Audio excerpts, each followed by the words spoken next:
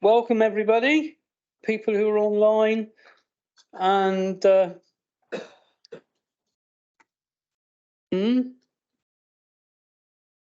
oh yeah, could you please switch your camera off, please, people online?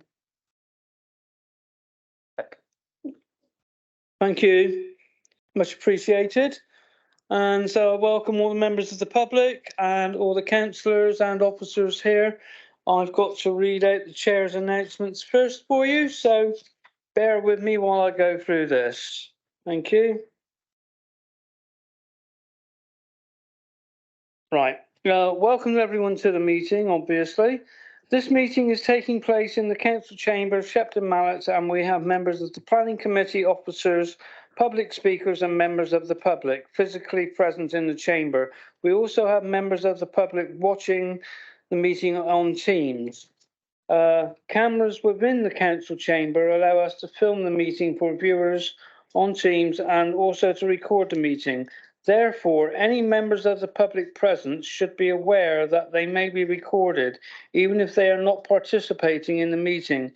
If this causes you any concern, then please let me know now. No, thank you. Members who have brought their own device with them should ensure that their cameras are switched off and, very importantly, their device microphone and speakers are muted for the duration of the meeting. Otherwise, this causes feedbacks on the council sound system. Public speakers contributing to the meeting virtually should switch their cameras off and put their microphones on mute until they are invited to speak by the chair. It is not permitted for any other member of the public viewing by Teams to contribute to the meeting at any time. Should any member of the planning committee wish to speak, please raise your hand and catch the attention of myself, the vice chair, Edric, the legal advisor, Martin, or lead officers, Tessa or Simon. When members in the chamber speak, remember to switch on your desk microphone so that all those in attendance and viewing can hear you. Please do not use the chat function within Teams for anything. All contributions must be made verbally. And please can all mobile phones be set to silent? And I will also add, can everybody treat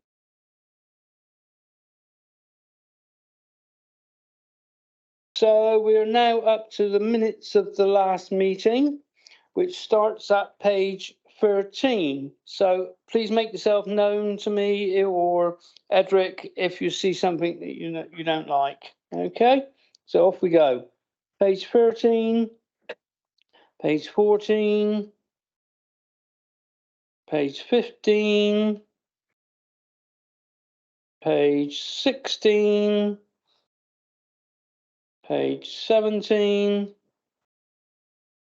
page 18, page 19, page 20, page 21,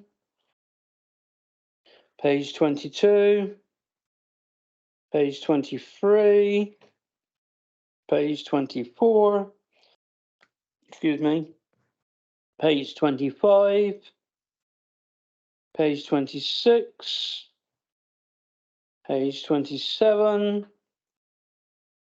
page 28, and I believe that is it. So we're done there. Thank you. Everybody happy? Can we have a proposer and seconded, Chair? Yeah, now I'm just going to go there. Thank you. So can we have a proposer as Edric and a seconder, please? Martin? Yeah, that'll be fine. Thank you. So that's all done. Right, we'll move on now to any declarations of interest. None? No, okay. And next we move on to public question time. Do we have any? No, there's no public questions. No public questions. No. Okay, thank you. And right, so we start with planning application for the land at Underhill Lane, Stone Easton, Wells. And I can't see on there who the Nikki. Nikki, yeah, so Nikki, it's you. Okay, fire away. I can get it on here now, better. Thank you, Chair. Good afternoon, councillors.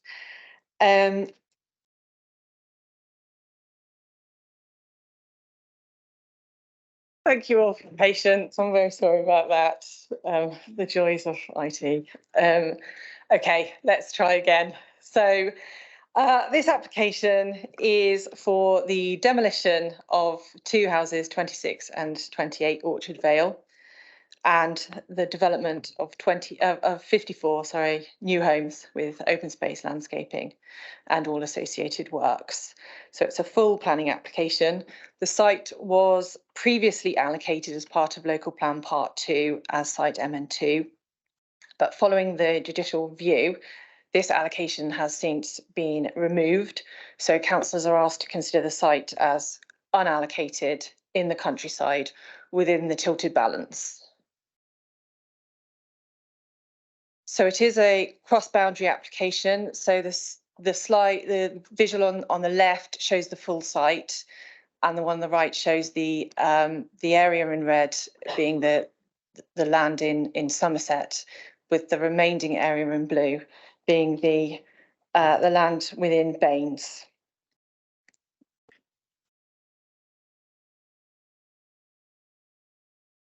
So this is just an overall. When the slide moves, we'll hopefully see an overall aerial of the site.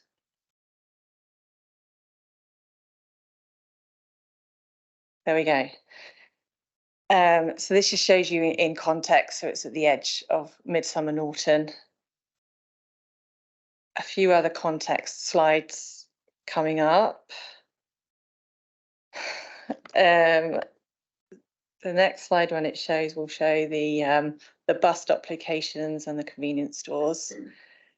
Just to give an idea of the local services in Midsummer Norton. Here we go. Right, quickly press it.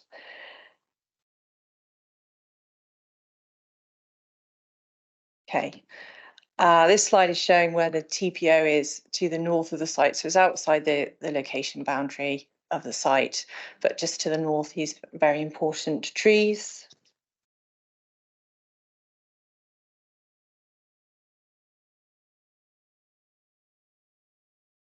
We shall wait for the next slide. And the next slide will show us the agricultural land classification, which is grade 3 land.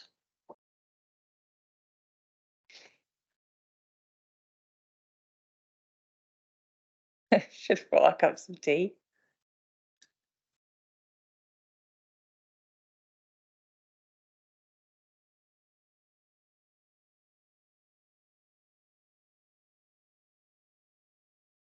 Can I just say that you're wondering if it's a bandwidth issue? So if there's members here that don't feel they really need to have their laptops and anyone that's switched on to Wi-Fi, if you could leave the Wi-Fi, it might help with our situation here. Because I do think it's a bandwidth thing. Thank you all. Okay, so the proposed layout, which I will leave on, so it's a good job there's a delay. So we can see the access to the south, the two units that would be demolished to the south to make way for an access road, and a primary road within the estate, and then some secondary roads within that. There are trees on the edges of the site are proposed to be retained and protected with extra planting within. The overall design approach is a scheme that's looking outwards, so the public open spaces towards the edges of the site, with a little pocket towards the centre as well. Within that, there is a scattering of equipment, play equipment, and also a footpath running across that public open space, and then further south, which would connect to the community centre to the south. The layout shows two apartment blocks as well as a mix of detached, semi-detached and one sort of row of 3 terrace houses. Affordable housing is clustered throughout the site. It's also noted, as you'll see from the report, following lengthy design discussions with the applicant, a number of changes have been made, which are summarised in the report, including a reduction in the quantum of development, now down to a total of 54. Should have pressed my button earlier. But this is a good one to have a good look at anyway, as we wait for the slide to tick over.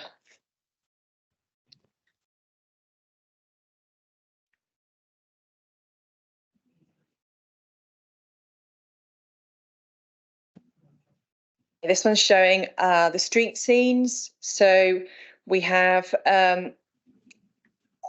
a good mix of house types to support and integrate to the local character, and a variety of designs, details and materials.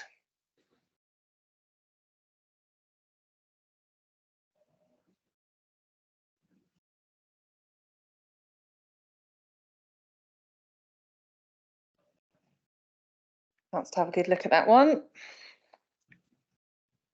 Okay, I haven't put all the house types up on here, but this just gives a flavour of the kinds of development we're talking about. So as I say, a good mix there, and the design kind of features that you see in the local area. The next slide will show the apartments. So they're 3-storey, the apartments.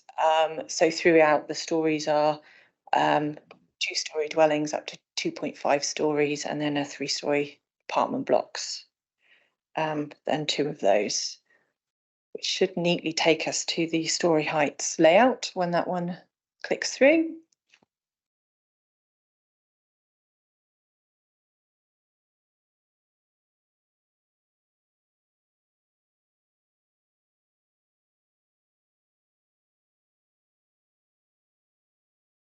There we go.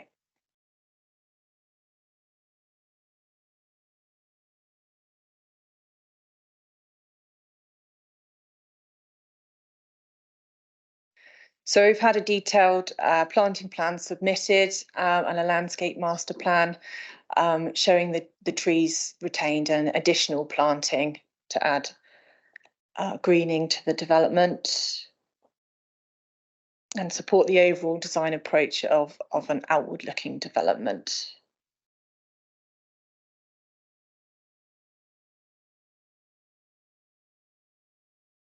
Next slide to come up will be the materials plan.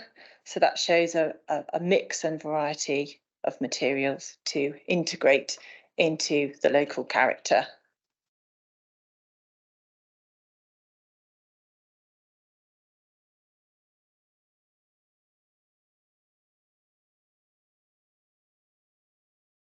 Boundary treatments, you can see from this plan, so in the more prominent positions we have walling to help the development integrate to the local area, and rear fencing in gardens. So this is the areas of equipped play scattered through the development.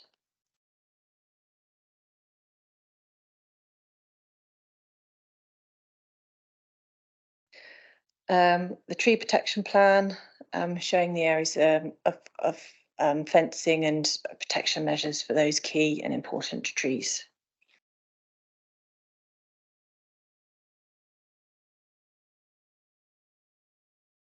This shows the proposed highway works by the applicant within the Baines area for uncontrolled crossing points, as well as the other package of highways mitigation works proposed. The next plan will show us the location of the off-site biodiversity net gain site. So that is at 15%, which is not currently a policy requirement in Somerset East. Disappeared. This one shows us the planning obligations, just an extract from the report, just to summarise. So now we have some illustrations. So these are the two dwellings to be removed to make way for the access. And the next one will show us a CGI visualisation of the proposed access, with one dwelling to the left of the access road. There we go.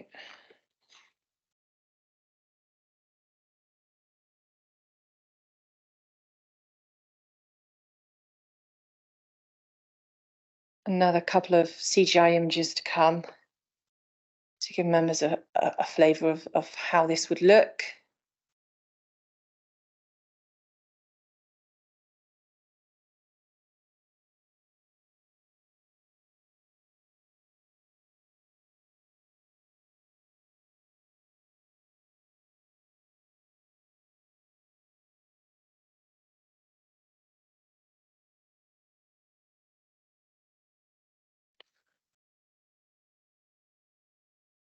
Yeah, there's just a couple more slides. Okay, for the last CGI images that the applicant sent through, and then we just have some photographs of the site and the surrounding context, just to illustrate the kind of built forms locally. This is the site itself.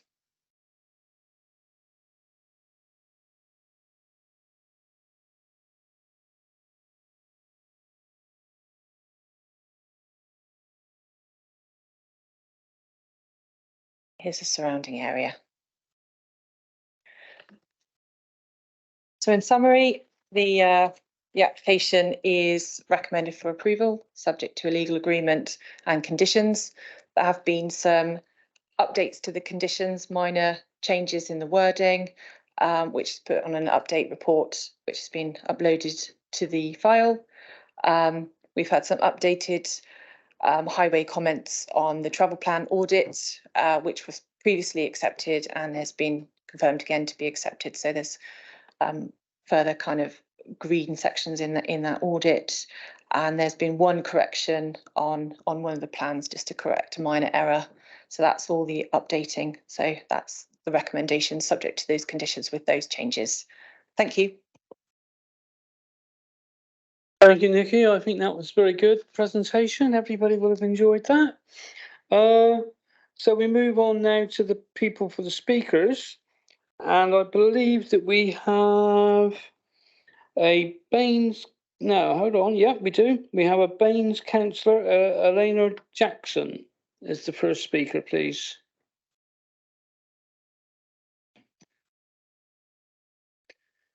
I will remind you that you have 3 minutes, and we're fairly strict on the 3 minutes. Thank you.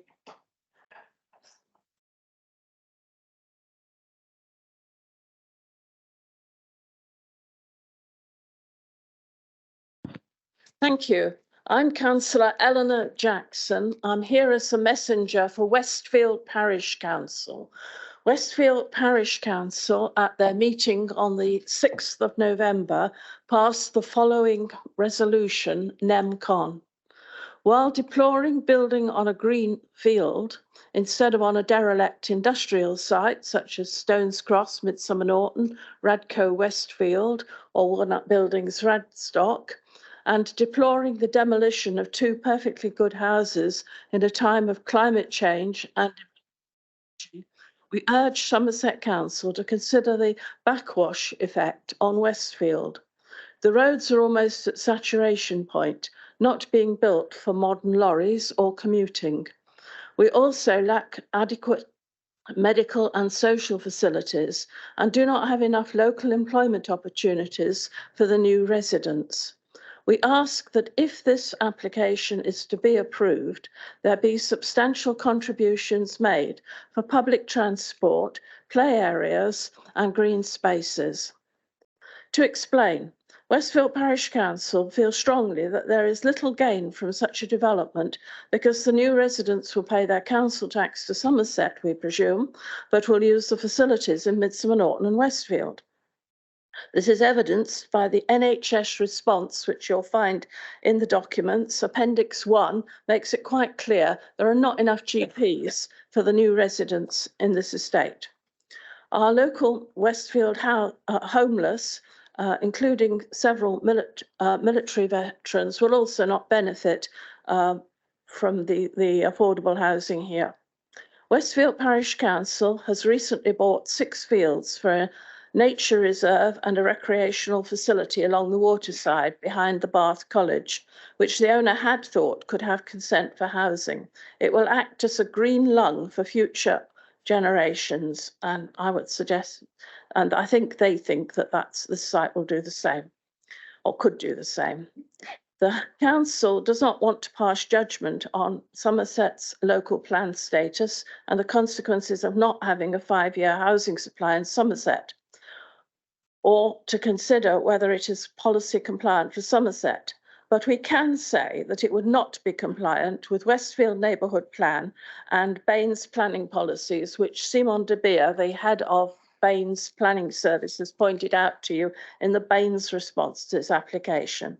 The chair of Westfield Parish Council would simply like a direct response to know that you have considered mitigation in social, educational and medical facilities, and that measures are being taken to resist the burden for commuters and existing residents looking for jobs. Thank you. Thank you very much, Eleanor. Superb. I think we now move on. Yeah, I'll give you a couple of minutes to move away. Thank you. And so our next speaker will be Councillor Sean Hughes, I believe, from Baines. Yeah.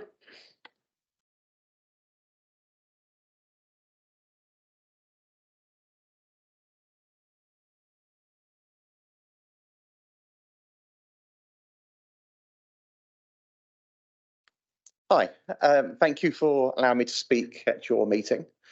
Now, I recently attended your planning meeting regarding the Somerset local plan and was reassured that the sites removed by the judicial review would be reassessed through a full review of the land options, and this would include public consultation. So I'm extremely disappointed to find out that this will not happen. Now, I do appreciate that you have to consider what's put before you. But I mean, clearly, Curo do not feel that the decision of a High Court judge and the democratic process of a local plan apply to them, which is very disappointing as the company claims to be community-based. It's also frustrating that we're given less than a week's notice of this application coming to the committee. And on behalf of the residents of Midsomer Norton, it's important to understand the huge amount of frustration and anger and the feeling that Somerset are completely ignoring local opinion and that we are helpless to object or prevent unwanted developments in our own neighbourhoods. I'm sure if you've read the reports, you will hopefully understand that there are numerous material reasons for objection to this application. First of all, we just don't have the infrastructure to support this development. The surrounding network is over capacity. Access is difficult due to unavoidable pavement parking, and that causes severe restrictions for both vehicles and pedestrians. We also lack the employment opportunities to support this, and our services such as doctors and dentists are already oversubscribed. There are serious flood risks in this particular area, and I do not believe that the proposed retention bowl and the high maintenance levels that this will require will provide adequate protection against increasing levels due to the climate changes. This area is also home to a huge amount of wildlife, including, I think there's 10 types of bats, several are protected species. And of course, there is also potential harm to the woods, which are all protected by TPOs. So I really do hope that you will reject this application, or maybe at least agree to a site visit. And if you are going to come over for a site visit, perhaps you could visit number 24, the home of Gillian and Dave. This is the house that's adjacent to the houses to be demolished. I'm sure Gillian will not mind me mentioning that she's recently had brain surgery followed by intense chemotherapy. Oh, fucking hell. Development will result in a serious loss of amenity, and due not just to the demolition of the homes next to them, but also the disruption of having 600 vehicle movements running alongside the house on a daily basis. I think this would have a huge impact on her health. So as this is not part of a local plan and is therefore a development within open countryside, I would request that you refuse the application. Thank you. No, thank you, Sean. I'm sure people have taken on board your comments. Cheers, thank you. Next we have Debbie Plummer, who's on Teams, I believe. Hi. Hello, can you hear me? You have 3 minutes, Debbie. Okay, so basically I am a resident of Midsummer Norton. And to be honest, Councillor Jackson and Councillor Hughes have said exactly what I feel and what the local residents feel. We are just so fed up of Mendip, well, now Somerset, building right on the boundary, taking all the council tax, and nothing gets put back into Midsummer Norton. Our doctors are struggling, dentists are struggling, schools, the roads are awful. The actual roads leading into the Pinewood and Orchard Fell, they're impassable sometimes. There's parking on both sides of the roads. You can't do double traffic through. And at the entrance where you want to put this development, there's parking there, so it's going to be restrictive again.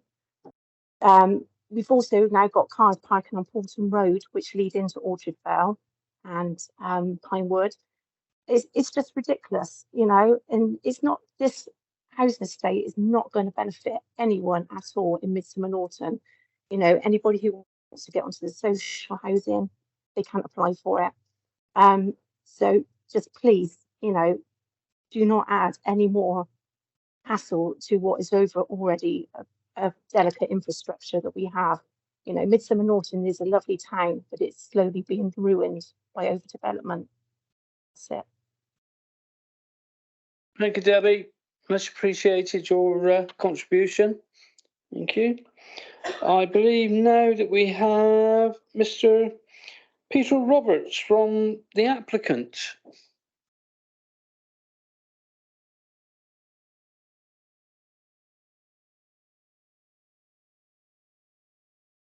Thank you. Good afternoon. Yeah, my name is Peter Roberts and I'm the Senior Planning Manager at Curo, the applicant for this scheme. We are a not-for-profit organisation, so any profits made from developing sites, such as the application before you today, are reinvested in the delivery of new affordable homes. When we submitted the planning application in July 22, the site was allocated for development, meaning the principle of development was accepted by the council. While the allocation was deleted following judicial review, this was down to issues with the plan making procedure rather than anything site specific, and the challenge was not directed at this site. The legal challenge has not removed the requirement for the council to meet its housing needs, but the 5-year housing land supply has worsened as a result. Affordable housing need also continues to rise and now stands at over 2,200 households in Somerset East. It's these households that so often aren't heard through the planning system, but the Curo seek to help and house. Approving this application would enable Curo to help more families on the council's housing list to live in a modern, energy efficient and affordable home. The council is obligated to review local plan part 2 to find allocations to fill the void that was left by the judicial review. And if approved, this site could be reallocated, which would reduce the need to find other sites and contribute to meeting the housing shortfall in Somerset East. We are aware that some Baines residents and councillors are concerned by the proposals and feel that they will not benefit from the development. However, in addition to the 30% affordable housing for Somerset, the scheme will deliver additional new affordable housing for Baines. The impact of the development will be mitigated with financial contributions made to education, local healthcare services and public open space. We will also deliver a range of pedestrian, cycle and public transport infrastructure improvements that will benefit the accessibility of all. Aside from infrastructure, objections from the public have focused on traffic, ecology and drainage. The way the scheme addresses these issues has been considered in detail by professional officers and found to be acceptable. Highways officers have confirmed that the level of traffic generated would not be expected to present any capacity issues. Ecology officers have confirmed that they support the strategy to deliver 10% biodiversity net gain, and drainage officers have confirmed that the drainage strategy is acceptable and will not increase risk of flooding. The scheme will also deliver high quality, thermally efficient new homes, which will use a fabric first approach and will have solar panels. We also have an aspiration to provide air source heat pumps subject to viability and sufficient electrical capacity being available. We strongly believe that the proposal has a potential to create an attractive and positive addition to Midsomer Norton and hope that you will agree with your officer's recommendation and support our application today. Thank you. Thank you very much for your contribution, Peter. Cheers.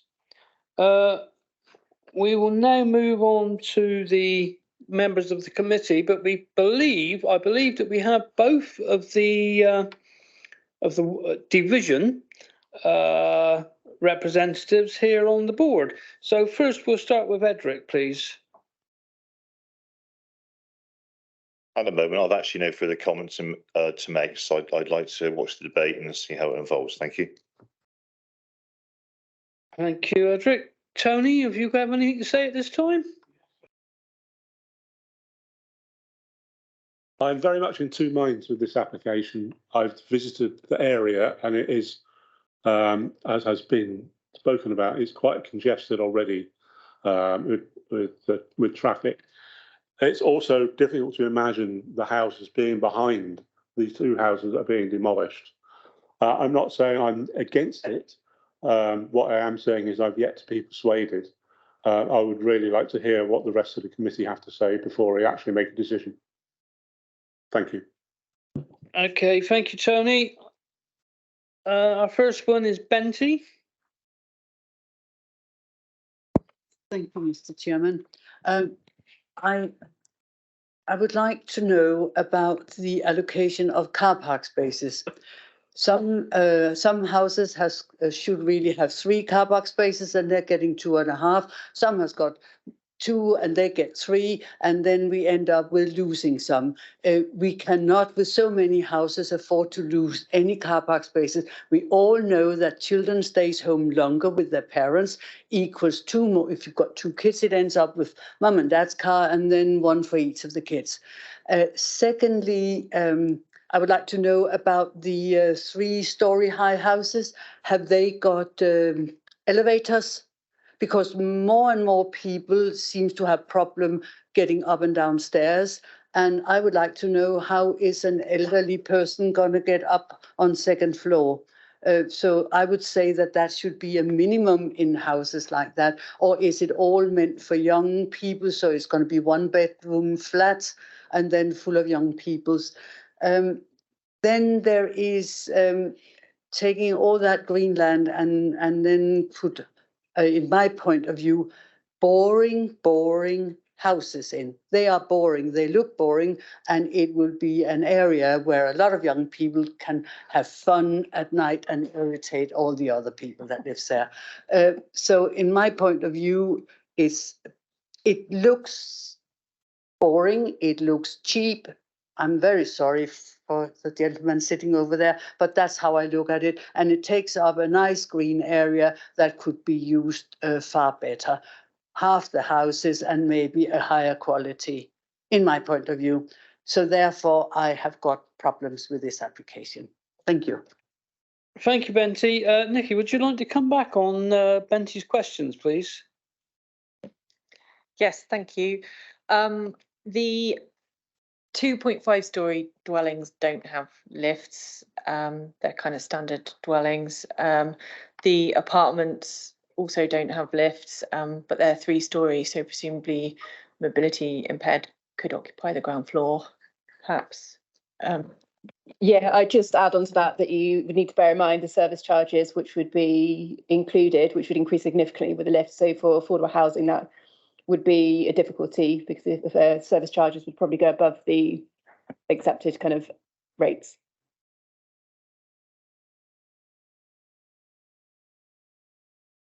Yes, Benty, you can come back. Thank you. I just want to say that I represent Shepton Mallet, and in Shepton Mallet, I have helped people that could take 10-meter maximum up through Town Street. Then they had to sit down on a bench and wait for their breath to come back for another half hour. You will never be able to get those people up on 2nd floor or 3rd floor. And there are many people that are walking around that has got huge problems with asthma, with smoking, or whatever they have got problems with, that cannot walk and will never be able to get up there. Thank you, Benty. Does anybody wish to come back? No? Okay, so who's our next person? Question about parking. Oh, yeah, there is a question about parking that wasn't answered. Yeah. Okay. Good afternoon, folks. Apologies. Just to cover the question about the parking spaces, the Somerset Parking Strategy, which is a document that does require updating, if I'm honest, and it is in the process of being updated. It does set out the number of parking spaces required. But due to the proximity to Midsummer Norton, it's appropriate in this location to go for what would be classed as a Zone B. In general, the number of parking spaces across the whole site are in accordance with that Somerset Parking Strategy figure. I'm very pleased to see that they're only reliant on 15 garages. An awful lot of sites this size would have potentially 54 garages that they're relying on as parking spaces, but they are only reliant on 15. So it would be unreasonable to say that there isn't enough parking, because there is generally in accordance sufficient parking for the site. Thank you for that answer. And yeah, Adam, you're next, but Barry is first. Thank you, Mr. Chairman. A couple of questions to the planning officer. We've already heard that the area is congested and people are parking on pavements. And let's say these parking spaces work properly for people to get off the roads, which I doubt that they will. I know Midsummer Norton quite well, and it's a nightmare to drive through. How are we going to get buses around this estate? From what I can see, a lot of houses have been put into a fairly tight space. I can't see that buses, although they're in enhancements to the local bus stops, I can't see that the buses are going to be able to drive freely through this estate and pick people up, if there is any intention to have bus services. I'm glad to see that the PD rights have been removed from some of the sites. It was either 4 to 12 or 4 to 21. I can't remember. And looking at the mean little gardens, I think the PD rights should be removed from all of them, if I may request, as I usually do with these developments, because they are so small and people, they put a tool shed in the garden and there's no green space left for anybody. My last point was that the overflow from this estate, the children are going to go to Wells Blue School.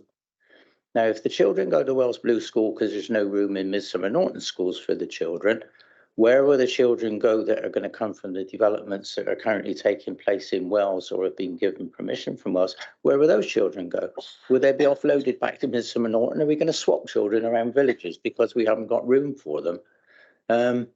Having said all that, my fellow councillor does speak quite highly of Curo and their approach to things. So perhaps the gentleman who's given the presentation on behalf of Curo will actually listen to this and see if we can take some of these ideas away in combination with the planning officer and achieve something that looks a bit more friendly. Thank you, Mr. Chairman. Thank you, Barry. Next, we have Adam. Thank you, Chair. I've just got a few questions. I'd like to congratulate Nikki White on the good report you've written. It's very clear in many respects. It's really good, well written, I think. Thank you. I've just got a few questions about the benefits to Midsummer Norton, the town, and Baines, the authority, because of course Baines are objecting, and the local councillors in the road frontage, the Orchard Vale, are objecting, and other parish councils nearby are objecting, because it's a bit like Somerset Council we're imposing this, if it's given permission today, imposing this on a community that doesn't want it. Effectively, I've seen 164 objections to the Baines application. So, but yet there are benefits, aren't there, to the local community in this social housing, healthcare contributions, and so on. So, is it worth? Can we explain what they are? There's a contribution to healthcare that might improve the Oak Hill GP surgery. Social housing.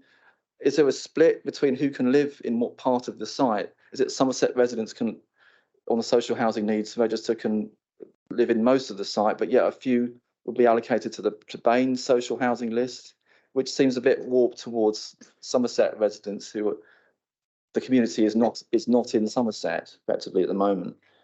So could we explain that a bit more?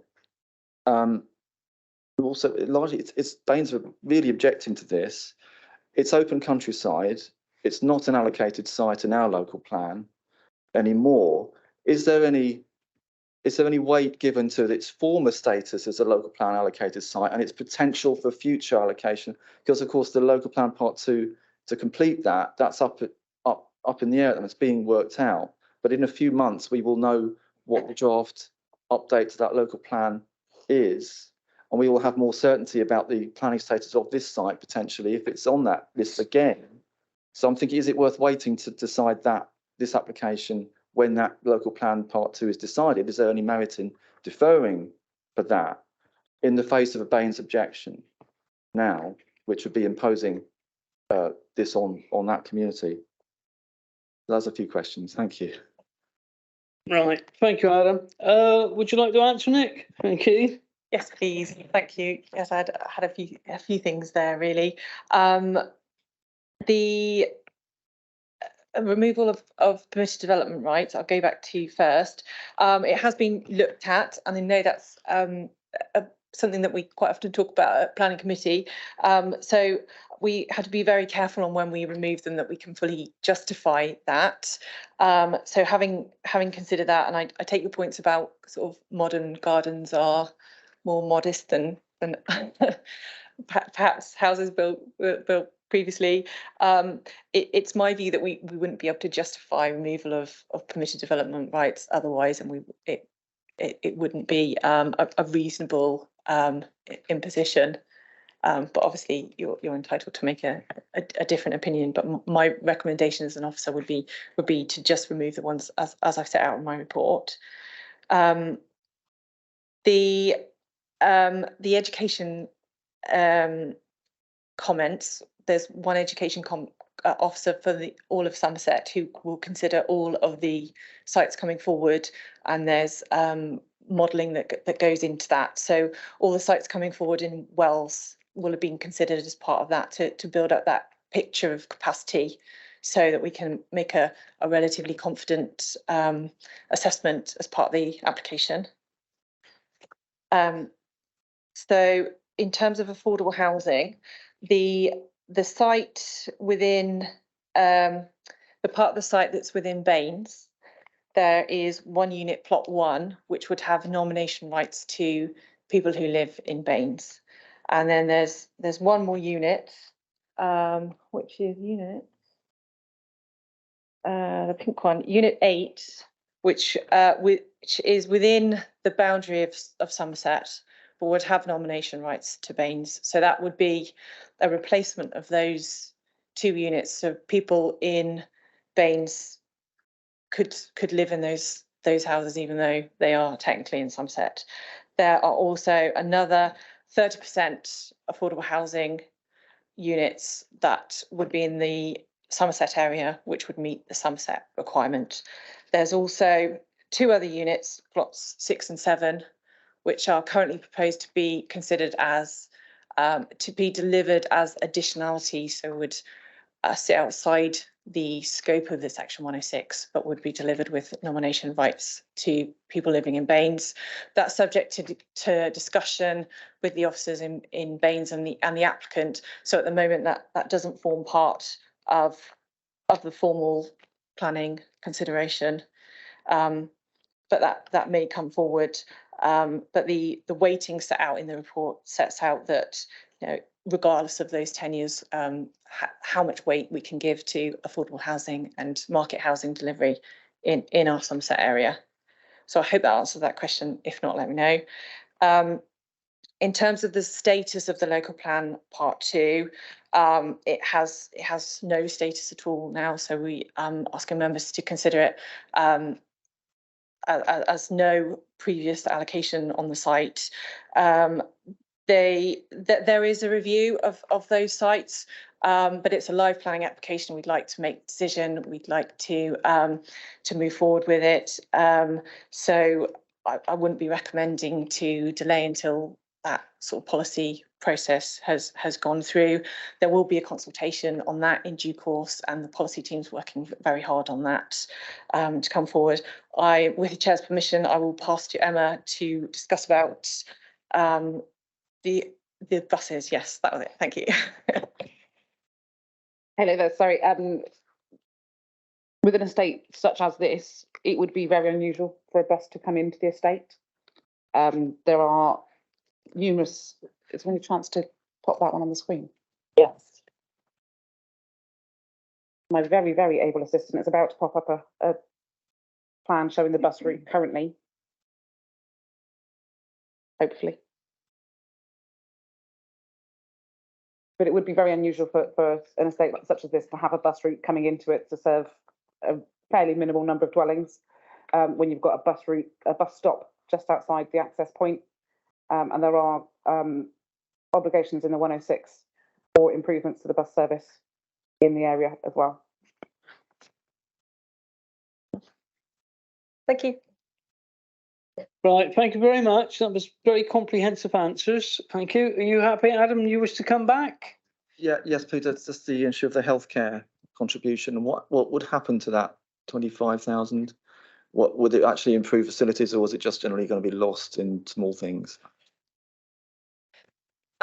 Yes, there's a healthcare contribution which would likely go to services in Somerset, and that's possibly or likely to go towards the Oak Hill surgery, but not explicitly defined in the Section 106, just to have the flexibility to put the money where it's needed when it's needed.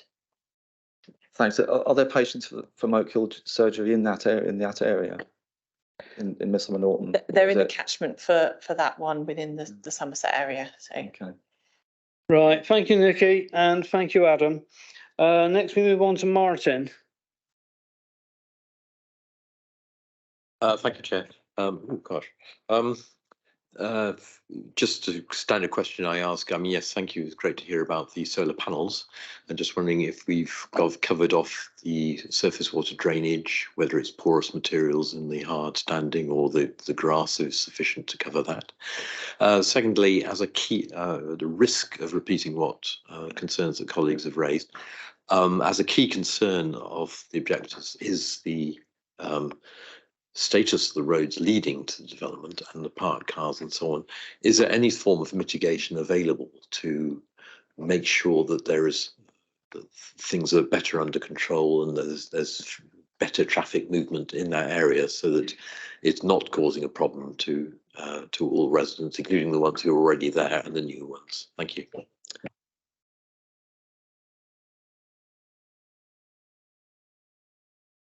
Right, thank you very much. Nikki, I can see you're waiting to come back. Thank you, Chair.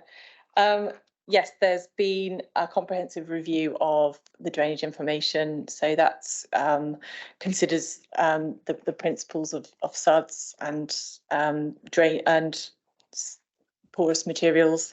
So that's subject to the standard detailed conditions for detailed design.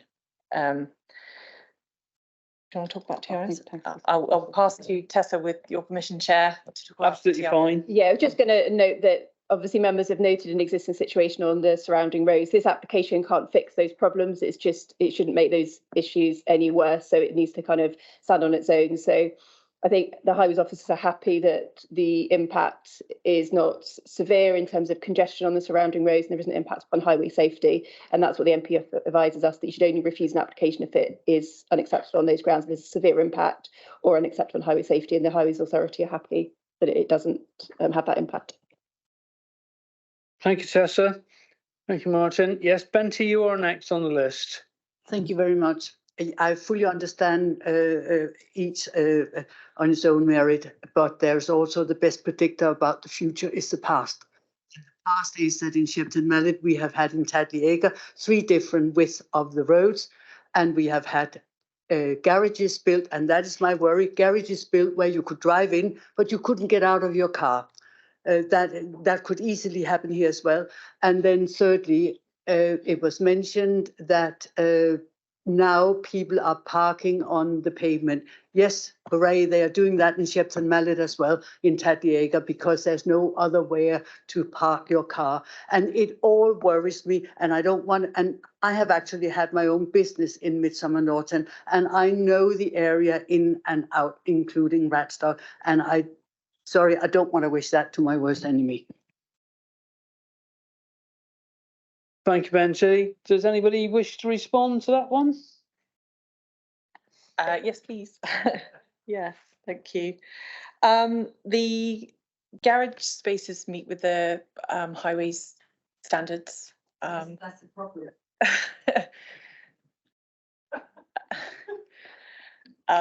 Well, that's probably not something that I can control as part of the application, but it meets the policy requirements.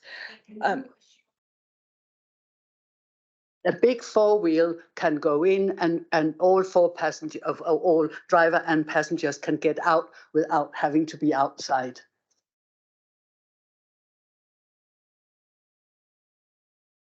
The standards for a garage are a minimum internal dimensions of 6 metres by 3 metres. So any vehicle that allows for parking in there and opening of doors, yes. Standard, depending on what size large 4-wheel drive you're talking about, it is likely that no is the answer for all passengers to be able to get out at the same time. It's in that. Right, thank you for that. Thank you for the answer and for the question, which I found very interesting. Thank you. Next, we move on to Shane. Thank you, Chair. Yeah, I guess really my question is, how does it affect us in terms of our 2030 climate and ecological emergency standards? And it's good to see the small garages so you can't open 4-wheel drives, but that seems to be one of the more positive things. You know, we've got gas boilers here. They're going to have to be ripped out in 10, 15 years. We've got solar panels between 0.5 of a kilowatt to 4 kilowatts. There's not enough detail, and half a kilowatt is useless. This is a new build. It would be an ideal time to put in ground source heat pumps during the groundworks. No mention of that at all. There's no batteries. You know, we are obliging these houses to be paying high energy prices for the future. The supermarket is a mile, a kilometre plus away. That inevitably, I think, for most people is going to mean driving. Why can't we put a condition on that every house, as well as having an EV charging point, has to have an electric bicycle coming with the house? You know, those are the sort of conditions that are really going to cut down on car use. Yeah, the gardens have already been mentioned. You know, it's too small to grow anything substantial. So I'm not happy with the environmental and ecological standards of this housing. I think we're just pushing people into expensive energy and changing over their gas boilers in the next 10, 15 years. I think it's utterly irresponsible in this day and age to be doing that. I know we have terrible planning framework guidelines to work within, but I would hope we could have done better. Thank you, Shane. Do you want to come back on that? Nick? I will briefly, if I may. I know this is an important issue for the council and it has something that's been discussed with the applicant. It isn't sitting formally within the planning application, but it's something that the applicant has agreed to look at. But it will come as part of their sort of later detailed design and viability issues. Our policy isn't strong enough to be able to require it of these types of things, but it might be something that we can look at to go forward. Appreciating that it is an important issue. Thank you. Thank you, Nick. Thank you, Shane, for your question. Barry, you're having another bite. Thank you. Can I go back to my earlier question about the buses, please? And for buses, substitute fire engines. There's cars parked both sides of the road. Fire engines are desperate to get somewhere. And in my village, in the last 4 weeks, a house has burnt to the ground. Well, it hasn't burnt to the ground, but it's been burned out because we couldn't find the people to get them out of the houses at 8 o'clock on Sunday morning to move the cars. And it's desperately bad. There's a £1 million house has just been lost, but this is going to be somebody's life sooner or later. So can we either get the cars off the pavements and make sure they stay off the pavements, or can we make the roads wider so we can get through with cars parked both sides? It's like having a 30-mile-an-hour limit. You know, people, you say, yes, but it's a 30-mile-an-hour limit. They can't speed down that road, but they do. And unless you put restrictions on cars being parked on both sides of the road, they will still park both sides of the road and they will not worry about the house burning down or the emergency services or whatever it might be. Thank you. Thank you, Barry. Nick, would you like to come back on that? Yeah. Yes, please, Chair. Just wanted to bring members' attention to the proposed traffic regulation order that would form part of the obligations. So the applicants agreed to pay for a potential traffic regulation order to look at mechanisms for on-street parking. Did you want to add to that? Yeah. With regard specifically to fire engines, the site itself has been assessed. The actual routes within the site are accessible within 45 metres of for a fire engine. As Tess has already said, there is limited option at this point, other than the traffic regulation order, to make changes to the current scenario in the area. So where there is parking on both sides of the road, unless that traffic regulation order comes in and deals with it, there is nothing that this current application can do to solve that. Right, thank you for the answer. Now, the time is getting on a little bit, but we're going to go now to back to the councillors for the area, and we'll start with Edric. Thank you, Chair. My concerns are, excuse me, we have sustainability brought up when we had proposals in rural areas about distances to and from places. And I appreciate this is an interesting one because being on a county boundary, we're being told that Oak Hill is the catchment surgery and Wells Blue School is a catchment school. So we have people living on the edge of an urban area within 2 miles of schools and doctors, but the nearest doctor, according to Dr. Google, see the pun there, is 6 miles to the doctors in Oak Hill and 11 miles to the school at Blue School. Seems ridiculous when there's 3 nearest secondary schools. And I'm surprised Green Councillor Collins did bring this one up. So I'm glad he did because it gave me something to rabbit on about. But I find it ridiculous to, in this day and age of trying to cut down on non-essential travel, because we're on a boundary, we're expecting people to go miles and miles and miles out of their way to go to a doctor's in school, where maybe more of the money, as the councillors in from Midsummer Norton has said, they're already stretched. So maybe more money should be being invested in Midsummer Norton so people can actually go to the nearest doctors in school rather than being bussed miles away. And as there's a fairly large social housing out of this, which is all right and good, while those people are on limited means and can't get one of the few buses to get out to Oakham at the right time, maybe for an emergency appointment, I'm not particularly sure this is as sustainable as it may look on paper. Thank you. Thank you, Edric. Tony, your turn before we look for a proposal from someone. Thank you, Chair. I really don't have too much more to add to the argument that other than my colleague has already done. I'm still minded to go against the officer's advice. Thank you. Thank you. So we're looking for proposals either way. Yes, Edric, you propose. I propose we refuse this against officer recommendation on sustainability, on the reasons I laid out in relation to access to local series. I just don't think it's green enough. So I'd be looking for a seconder. I think it's probably fitting that Tony is the seconder. Sorry, division. Okay, so we have nobody coming forward for approval. For to propose. Yes, Martin. Chair, you've got a substantive motion to refuse the application. So that's the motion that needs to be taken first. But before we get to that, if perhaps planning officers can comment on the suggested reason for refusal about the sustainability of the site, I think would be helpful for members. If that's put to the vote and it falls, then you'll need a fresh proposal from the floor. Okay. Thank you, Martin. And Nikki? Yeah, I'll just comment briefly. Obviously, you'll be aware of the tilt of balance and the lack of 5-year land supply. So any harm you identify does need to significantly and demonstrably outweigh those benefits, and that would need to be tested, and we need to demonstrate that at appeal. So you need to be confident that those harms were, significantly demonstrably outweighing the benefits.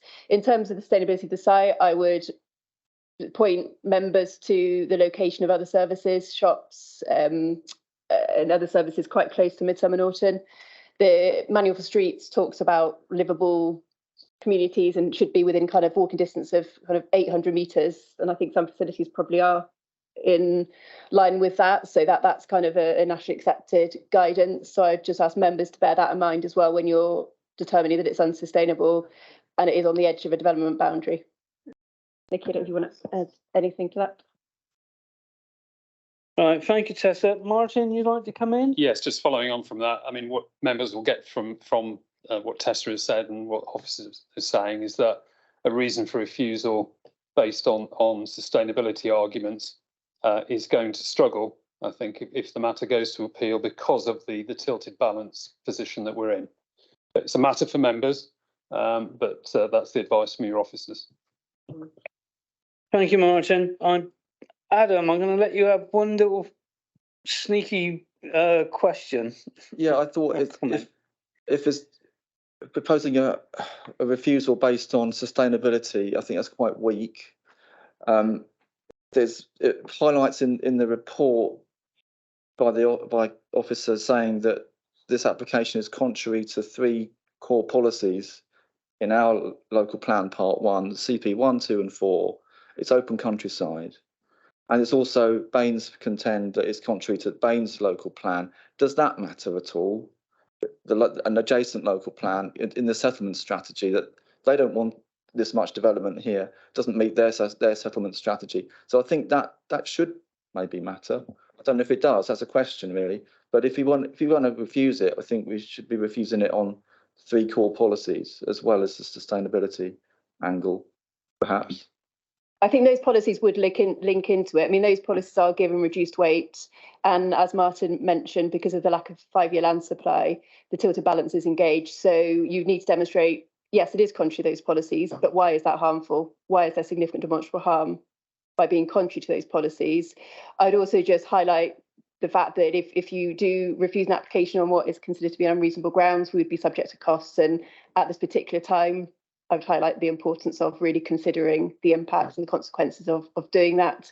And yes, you need to be really confident that what is the significant demonstrable harms that is caused by this development.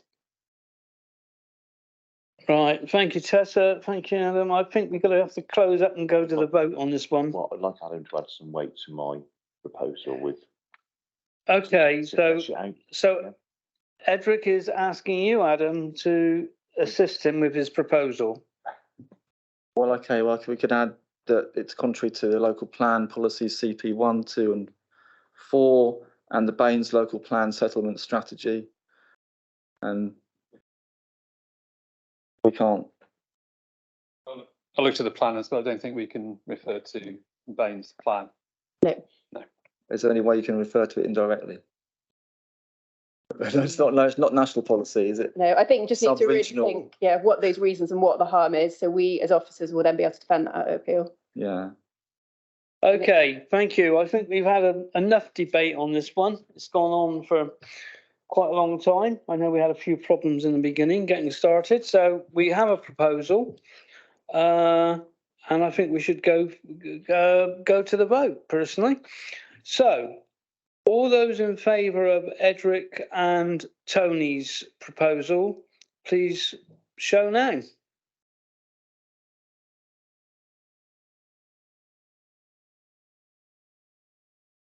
All those against?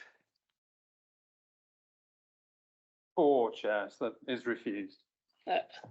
Okay, so 5, beg your pardon. 5.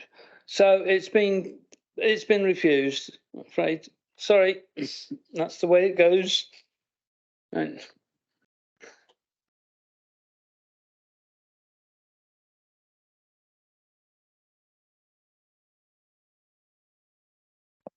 Okay, as that one was refused, we now move on to our next agenda item, which I have to find here, which I believe is, let me find it a moment.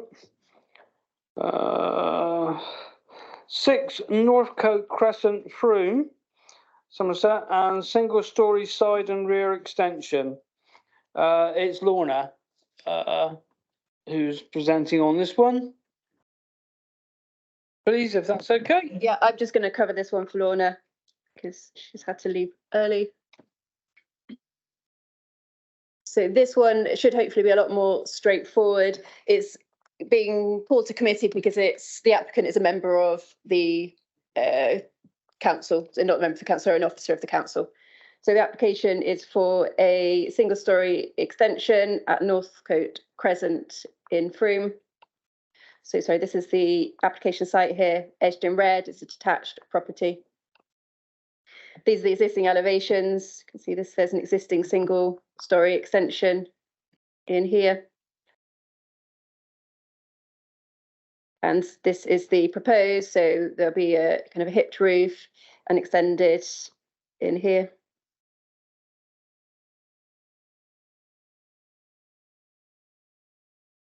There's some photographs of the existing and some more photographs of the existing. And that was recommended for approval. That was a very quick presentation, but hopefully there's not too much to see on that one. Right, thank you. I don't believe we have any public speakers on this one.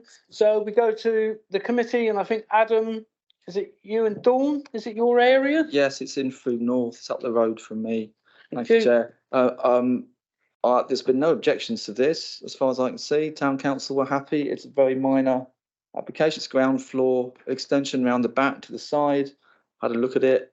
I'd like to propose approval in line with the officer's recommendation, unless Dawn has anything to say. Thank you, Adam. Dawn, your comments, please. What he said. What he said. Okay. Well, we're looking for a seconder for Adam. You're a seconder, Dawn. Okay. Before we go to the vote, are there any more comments, please, from committee members? No. Okay. So we will go to the we'll go straight to the vote. We'll have a nice quick one. Okay.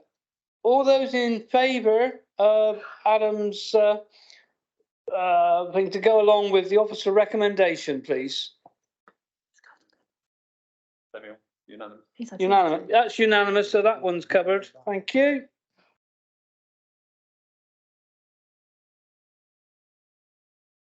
Our next one is Vereker House, Pitcock Lane, Stratton-on-the-Foss, and this one is done by Carlson, I believe, who doesn't appear to be here. I think he's on his way in now, Chair. He's on his way, do we think? Yes. Okay.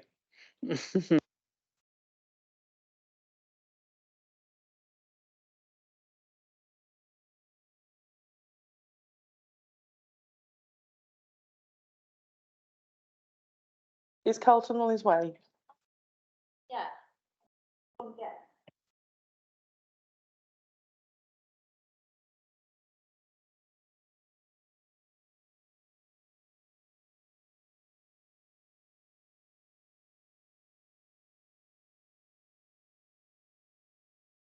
Takes the load. Are you doing number 8? Okay, then.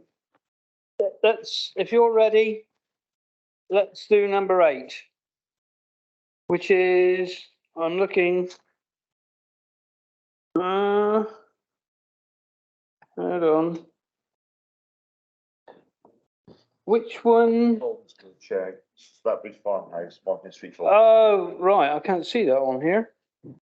Okay. I've got it on here.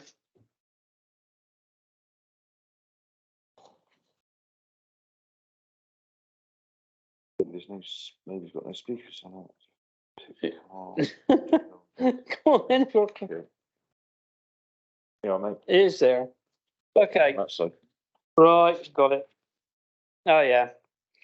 It's okay. So this one is you then. Carry on. Sorry, Chair, can just be clear, it's item 8, Blackberry Farmhouse, is that correct? Yeah. That's the one. Okay, so you can hear me, you can see it, ready to go. Okay, where's my notes? So thank you, Chairman. This application refers to Blackberry Farmhouse at Martin Street, Boltonsborough. There's a picture of the house on the screen. It's a grade 2 listed building and it's an area of high archaeological potential and it's in the Somerset Levels Ramsar phosphate catchment area. It's gable-ended to the road and the house itself is within the development limits. You can just see it there. The development limits is the red line, everything north of it. And then the yellow indicative area is the site for the planning application before you. This application seeks planning permission to put a dwelling in the yellow land and utilise an existing vehicular access onto Martin Street that was granted some time ago under planning permission to serve the field that's there currently.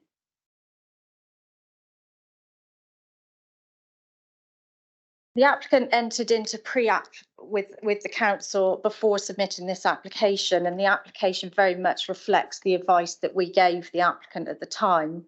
Although the site is outside the settlement limit, it is very close to the boundary, as I showed on the previous illustration, and Boltonsborough is a primary village, therefore offering key facilities and services. That's a layout of, you can see the long building at right angles to Martin Street, and that's the proposed dwelling to the northeast of it, utilising the existing access. To mitigate against phosphates, they're proposing a willow bed in the garden of the property. You can see from the previous site plan there that although it's outside the settlement, it's very much between two banks of existing housing, sort of infilling a gap really that looks natural, especially when you look at the properties to the west where they go back into the plot. So visually, I think you'll probably struggle to see this dwelling, and it sits fairly comfortably with the existing residential development, albeit just outside the settlement limit. That's the ground floor plan. First floor, so only part of it has got another story. That's the elevations, the proposed house. It will appear visually subservient to the main house and is in keeping with the architecture of the host building. That's a picture of the existing house looking north towards the site behind the hedgerows there. That's the existing vehicular access that will be utilised to serve the new dwelling if it's granted. That's from the site looking back towards the highway. That's the housing that we talked about that was in depth to the west. And that's where the dwelling would sit with its back facing those properties. There's a garage, that's a garage, the lower building in the picture. That's further out view, looking back towards where the dwelling would be, and the host house is off the picture on the left-hand side. And again, that's looking back towards the listed building, the access on the left, the plot just off to the right there. So although this is outside the settlement limit, which is contrary to the strategy for new development, having regard to the council's lack of 5-year housing land supply and taking into account paragraph 11 of the NPPF, it's considered that the merits arising from the development are not, the impacts of arising from the development are not significant, Chairman. And as such, this is being brought to the committee as a departure to the development plan and is recommended for approval subject to conditions and subject to a legal agreement concerning the ecological management plan and the willow bed and the PTP in terms of phosphate mitigation. The application is recommended for approval. Thank you, Kelly. We have no public participation on this one, so we're going to move straight to the committee. And Claire, Alex isn't here. So Claire, please.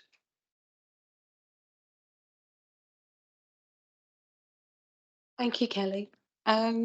So the parish council recommend refusal, but based on it's outside the development limit of the village and concerns about drainage and flood issues.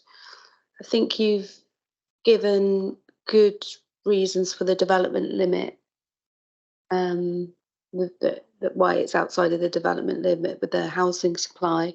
But what have you got any comments about the drainage and flood issues, please?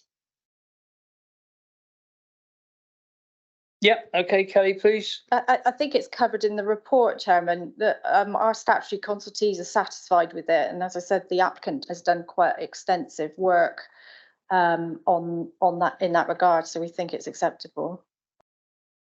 Lovely, thank you, Kelly. Are you happy with that, Claire, or have you got to come back? Yeah, I am happy because I think ultimately the experts and the parish council just have to, I guess they have the local knowledge. So I'm going to actually see what the rest of the committee say when you're in the position where the local people are saying there could be issues with flooding. If anyone else, and actually, Chair, you're pretty informed about the area. Do you see an issue with flooding? I was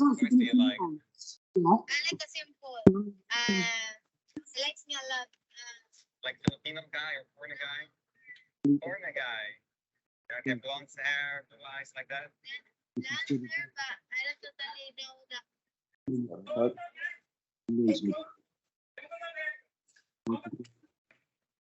can hear it. It is. Okay, so yeah, just to clarify for members, the applicant submitted a detailed surface water drainage strategy. That strategy has been considered by council's technical officer, and as Kelly said, on that basis, it's not considered that there's a concern in how the development will affect how the site drains from surface water. So again, just to reassure members, it has been supported by a technical report that has been supported by the council's technical officer. Thank you, Simon. I will have my comments now before we go around the room. As Claire pointed out, I do know the area very well and extremely well. I know Blackberry Farmhouse and I know the whole area around there. In the last 15 years, I suppose, when I was driving there nearly every day past that premises, I can never recall seeing any serious flooding. Maybe a little bit of groundwater, which you find everywhere. but no flooding as such, nothing that was going to damage. If you go down the road another mile to catch them, then you've got a different situation. But no, I thoroughly agree with the report there about the about flooding. That it's not issue, isn't an issue. Thank you. Right, Claire, you'd like to come back? Just to say that there doesn't seem to be any public objections to it. So I'm happy to kind of go with the recommendation of the officer. Thank you, Claire. Right, next one is Benty then, by the looks of it. I want to say if that was a proposal that we went with the officer's recommendation, then I would second it. But if it is not a proposal, then I can propose that we go ahead with the officer's recommendation. I believe it was a proposal from Claire, and I believe you are now the official seconder, Benty. Okay. Does anybody else have anything to say before we move on? No? Okay, so we will move on to the vote. All those in favour of the of Claire's proposition, motion to follow the officer recommendation, please show now.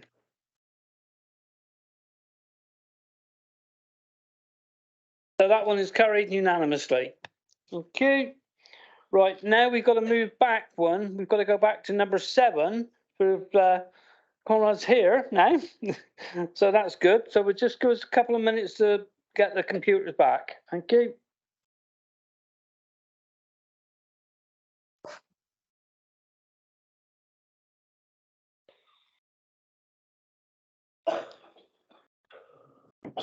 Thank you, Chairman. Do you mind? Yeah, we're going to find it.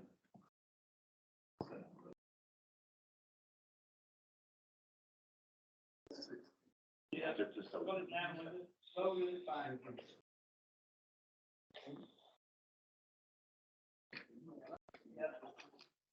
Okay then. You got sorry.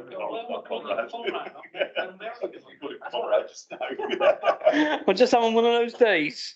I was concentrating on this. Yeah, because I'm late. Probably been called a lot worse, I would imagine. Okay, your turn then. Thank you. Thank you, Chairman. This is the application at a property situated in the open countryside near Stratton-on-the-Foss, at Bereka House. The property comprises the main detached property, quite a large property, and attached to that property there were an agricultural building and some stables.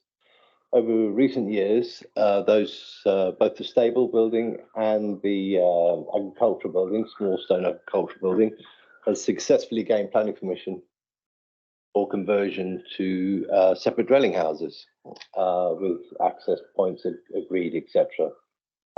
This application has been brought in primarily to extend slightly into the paddock area to the adjacent to Bereka House to allow a revised access for barn 2 and for barn 1 to have a slightly more generous curtilage. Move on to the right. So that was the stable building. That was granted permission, and you'll note there that the majority of the curtilage area is taken up by parking and turning.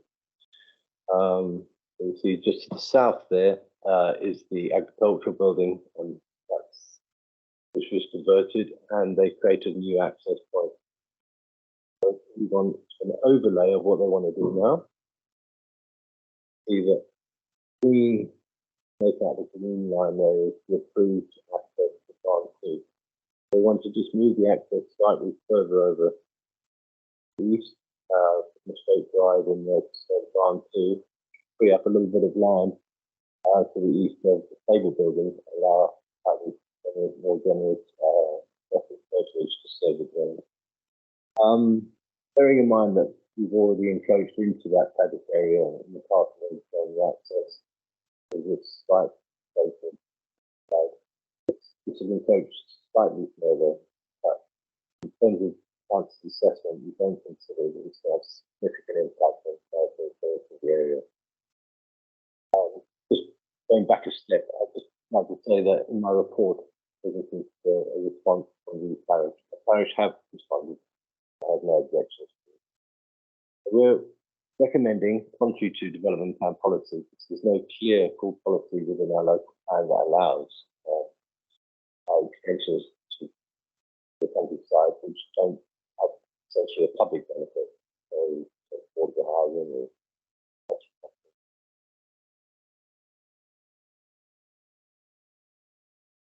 right. So this would be a departure, but the harms as identified aren't so significant as the applications for refusal. So I'm asking the committee if they consider our recommendation to approve the scheme conditions that are attached. Thank you very much indeed. So we'll move on. I don't believe we, excuse me, we don't have anybody objecting on here, but we do have Lee, I believe, to speak. Thank you. And you have 3 minutes, Lee. Good afternoon, councillors. I'm Lee Wright, agent for the application, and I'll try and keep it faster than that, Chair. The application looks to increase the size of the residential curtilage for the application barn referred to as Barn 1. This modest increase in size will provide the already approved dwelling with a garden similar in size to the garden that has already been approved for the adjacent dwelling referred to as Barn 2, and I ask you to refer to the application drawings existing and proposed for those. The application also looks to regularise the access for both Barn 1 and Barn 2 so that it squares off the area of land in this location, allowing a straight boundary with the adjacent field, with that new boundary being formed by planting a new native species hedgerow. The new hedgerow, along with native tree planting and the use of shrubs that support and encourage wildlife, will provide significant gains in structural biodiversity, and this can be secured by a suitable planning condition. The application is before you not because it has been controversial locally, but because it's a departure from the local plan. In fact, there are no objections from neighbours or the wider community, and as confirmed by the case planning officer, contrary to the recommendation in the report, it does actually have support of the parish council who recommend approval. The officer recommendation is also for approval, and on this basis, I trust that you as decision makers could support this application. I thank you for your time. Thank you, Lee. Very quick and short to the point. Brilliant. Okay, so we have nobody else, so we go straight to the committee. I'm just seeing, have we got the... Yeah, it is, isn't it? Yeah. So who's going to go first, Edric or Tony? Probably again. You again. Alphabetically, that works. Yeah. Or no, Anthony. Thank you very much. Right. Thank you, Chair, and thank you for the presentation, Carl, and for the words from Lee. I've absolutely no problem with this at all. I think it's a very simple application. I visited the site, I know it well from trudging around and delivering leaflets last year, and I recommend we go with the officer's recommendation to approve. I'm happy to propose we accept it. Thank you. Thank you, Edric. And so your proposal, Tony? Thank you, Chair. I completely agree with my colleague Edric. Is that me? I can see absolutely no reason to do anything other than agree with the officer on this occasion. So can I confirm you're seconding Edric's proposal? Okay, thank you. Does anybody else wish to have a question before we go to the vote? No? Okay, this is getting quite good. Okay, so all those in favour of Edric's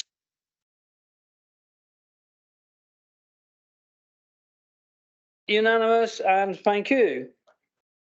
Yes, cheers, Lee. Right. Right, we're going to move on now. We go on to number 9, I believe. Is it not? Yeah, it is 9, isn't it? Yeah, that's not number 9.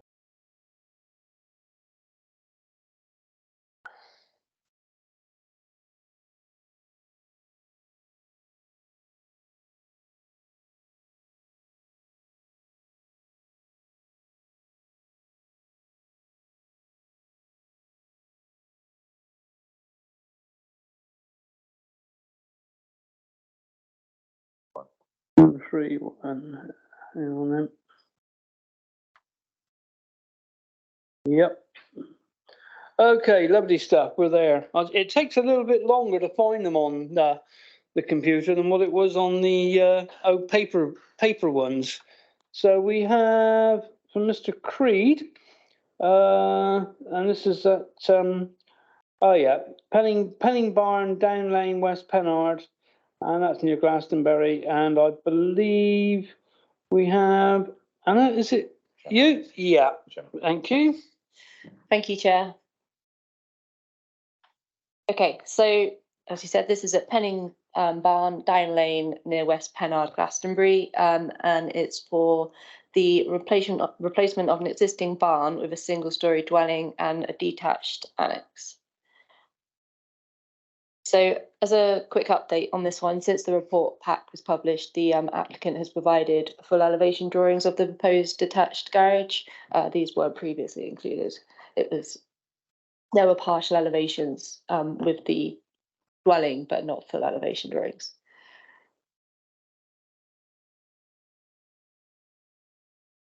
Just waiting for the screen to catch up. Okay. Okay, as you can see, it's a fairly remote location.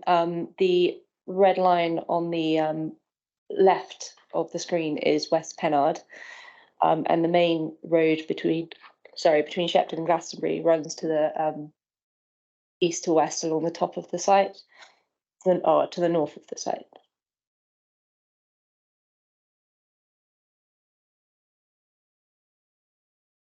There seems to be a bit of a delay between my laptop and the screen.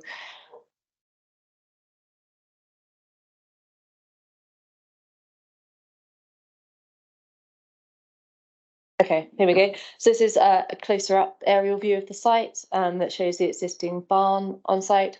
I should say there is planning history here that permitted it granted prior approval for the conversion of the barn to a dwelling, and a subsequent full planning application for the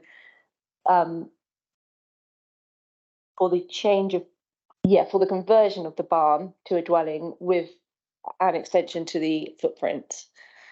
So the principle of development for residential use has been established on the sites.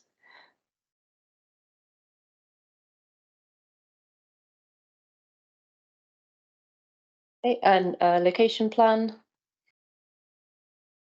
And as you see, it's off to the right of the plan. Okay, and the site plan's fairly simple.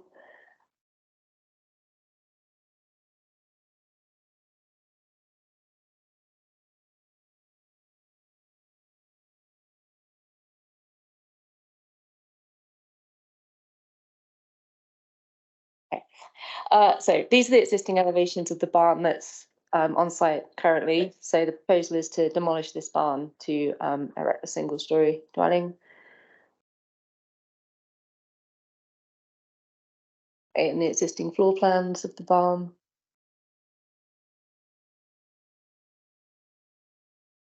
And these are the proposed, or some of the proposed elevations for the single-storey dwelling. So this is the two side elevations off to the west and the east. It also shows some of the biodiversity net gain that will be included within the design.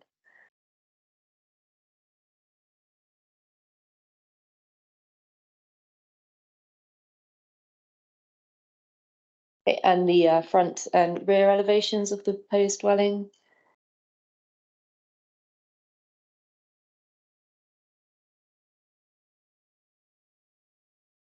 And the proposed floor plans. So you can see it's single story.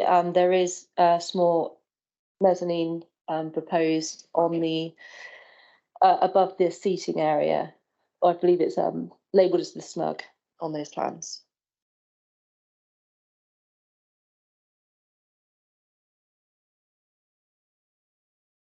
And these are the proposed garage elevations.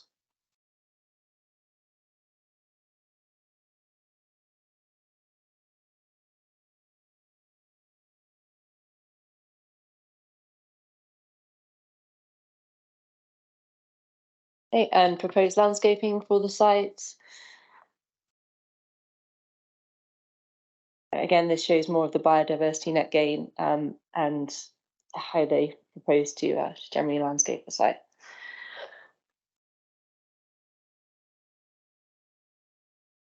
Okay, So here's some photos of the existing barn.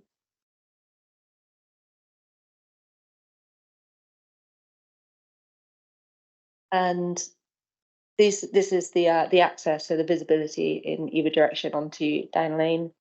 I think it skipped a slide.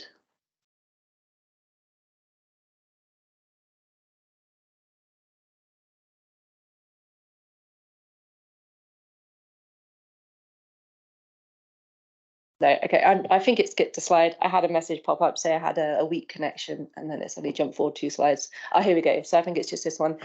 So that just shows the larger area of the site. As you can see, is quite a large area of house standing to the front of the barn. And then the photo on the left shows the interior of the barn in its current state. Okay, so that's the end of my presentation for this one. It's recommended for approval. Thank you. Thank you, Jennifer. Very good. Okay, next one we have Mr. Freed on online, I believe, on Teams. Are you there, Phil? I am, yes. Yes, thank you, Chair. Good afternoon, members, and apologies for not being there in person. So as you've seen, Penning Barn is a beautiful spot. It's on the outskirts of my family's dairy farm. We farm the land here in West Pennard for multiple generations. The plan being discussed today is the product of a long but very careful design process. The iterations over multiple years have evolved alongside my own personal situation, as I'm now married with 2 young boys aged 3 and 1. This is a personal development for me and my family to enjoy. In safeguarding the future legacy of the site, I've even had it written into my own ownership documents that my brother and his descendants must have the first right of refusal if it ever came to be sold. The plan is for a 4-bed dwelling, not materially different in size from the previous approval back in November 22, which itself was a rollover from the original 2019 submission. I'm sure any parent, though, would agree the addition of a playroom is a must. Also, post-COVID, I now work from home, so office space is now a requirement, hence the modest increase in footprint. The key design change, though, really is from more of an L-shaped structure to a Z shape, which maximises the amazing view from more vantage points. We've been very specific and purposeful with the careful choice of materials. So it's blue lye stone, clay roof tiles, larch timber cladding and oak posts. Not only is this in keeping with the existing barn, it will certainly improve the area aesthetically. I now quote directly from the officer's draft report. It is considered that the demolition of the redundant building and replacement with a new dwelling sympathetic to the location and size of the site with associated works would respect the rural character of the area and would lead to an enhancement of the immediate setting, end quote. The ridge line is comparative to the existing barn and also previous planning approvals, and it remains a single-storey dwelling. We've also been cognizant of environmental factors and have included swallow cups, bee bricks, a swift box, sparrow box, solar panels and a ground source heat pump. The plan has the support of the parish, and we haven't received any negative comments either from consultees nor from the public. The planning officer has concluded that the design would respect the rural character of the area and would lead to an enhancement of the immediate setting. The proposed development would not result in any harm to amenity, nor have an adverse impact on bats or other ecology. In fact, it's a biodiversity net gain. There's no adverse impact on flood risk, and it would not represent a danger to water quality. The means of access and parking arrangements are acceptable and maintain highway safety standards. In light of the extant planning permissions already granted on the Penning site, the dwelling status is already established. This plan only seeks to correct some previous design flaws in maximising that fantastic view, whilst at the same time respecting but crucially enhancing the overall setting. It is stated that permission should be granted unless any adverse impacts of doing so would significantly and demonstrably outweigh the benefits when assessed against the polys in the framework as a whole. In this case, no material harm has been identified. In closing, I encourage you to find with the planning officer's conclusion and recommendation of approval, allow us to build our forever family home and ensure we keep a further generation of little creeds in the village proudly attending West Pennard Primary. Okay, thank you, Phil. Your time is up. Oh, thank you. Okay, cheers. Right, excuse me. No- There are no other public speakers, so next we'll move on to the committee. And the first one I will call on is Claire, please, because this is within your ward and or division. I do know the area, so yeah. Thank you. So this application is supported by the local parish council. There's no public objections and a good presentation was done by the planning officer. I will recommend that we go with the decision to approve. Right, thank you. So we take that as you're proposing that we accept the officer, go with officer recommendation. Yeah. We will be looking for a seconder, which we have in Adam. Do we have any comments, please? Any questions? Martin? Just looking for the Ramsar implications. I mean, it does refer to it, but I'm just wondering, I can't see the actual mitigation plan for that. Thank you. Thank you, Martin. Would you like to come back on that, Jen, please? Yeah, so the site benefits from prior approval under Class Q for the conversion of the barn to a dwelling, and Class Q prior approvals are exempt from phosphate mitigation, and because they can use that as the fallback, it means that the dwelling would be exempt as well. Thank you. Does that satisfy you, Martin? Okay, any more before we go to a vote? No? Okay, we're doing cracking on here. Okay. All those in favour of, did we have a second? Yeah, we had the seconder, didn't we? So all those in favour? Unanimous again. It's unanimous. Well, amazing. Thank you. So that's great. Should we take a 10-minute break, do you think? Yeah? Yes, you'd like a break? Okay, we'll have a 10-minute break until just gone 5 past, please.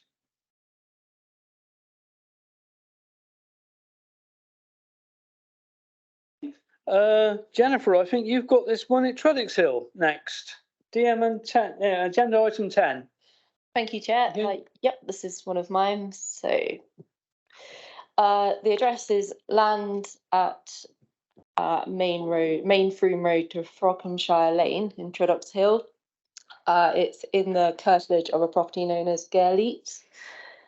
So the proposal is to demolish an outbuilding and the erection of one 3-bed dwelling house.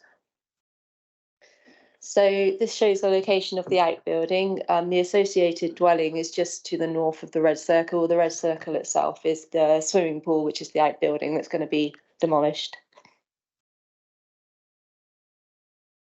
And a closer aerial view of the site. So it's the grey roofed building that's going to be demolished. And then the associated property is the red clay tile property to the north. And then the existing access to the property will also be the access to the new property as well. Okay, so the one on the left shows the access in the red line, and the one on the right, the blue line, shows the ownership of the applicants.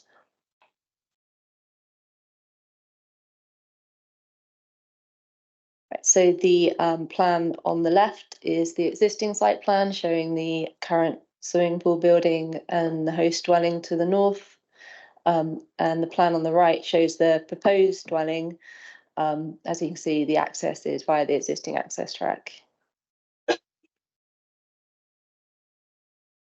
Existing elevations and floor plan of the swimming pool outbuilding. And the proposed elevations of the new dwelling. The red line shows the outline of the outbuilding that's going to be demolished. So as you can see, it's not significantly higher. These are the proposed floor plans and roof plan. It's a single-storey dwelling.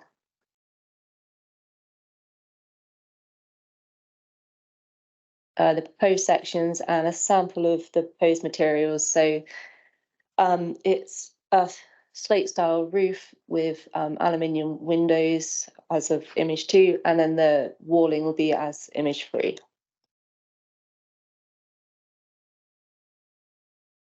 So photos of the site. So this is the existing swimming pool building, the exterior and the interior. Okay, more photos of the exterior. Apologies for the poor quality one on the right there. The sun got in the way. And these images are taken from the neighbouring property. So the one on the left is taken from the upstairs rear window, and the one on the right is taken from the garden. Just to give you an idea of potential views. Okay, the photo on the left is the access track as existing, and again on the right is looking from the road up towards the dwelling. Okay, and the recommendation is for approval as per the officer reports. Thank you.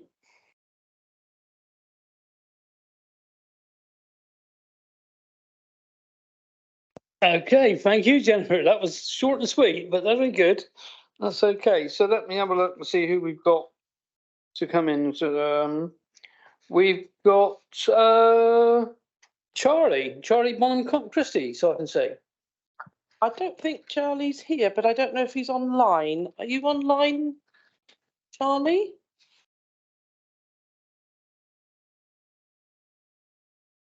No. Are you there? Doesn't look like he's been able to make the meeting then, so we'll have to carry on without him. Okay, we'll carry on. If he comes in quickly, sometime we'll let him in Sure. let him Okay. have 3 minutes. Okay, so as we haven't got Charlie, so I believe that the ward councillors would be Barry. Thank you, Mr. Chairman. I had expected some support from Trellick Hill on this occasion, but it doesn't look as though it's an awful development. We're taking one building down and we're putting another one up. So in this, I'm quite happy to go along with the planning officer's recommendation. Thank you, Mr. Chairman. Thank you, Barry. So do I take that as a proposal? You may. Thank you. Does anybody wish to second Barry at this time? Oh, that was very quick. Dawn, you haven't seconded anything, so you can second that one. Thank you. Okay, now do we have any questions? Adam.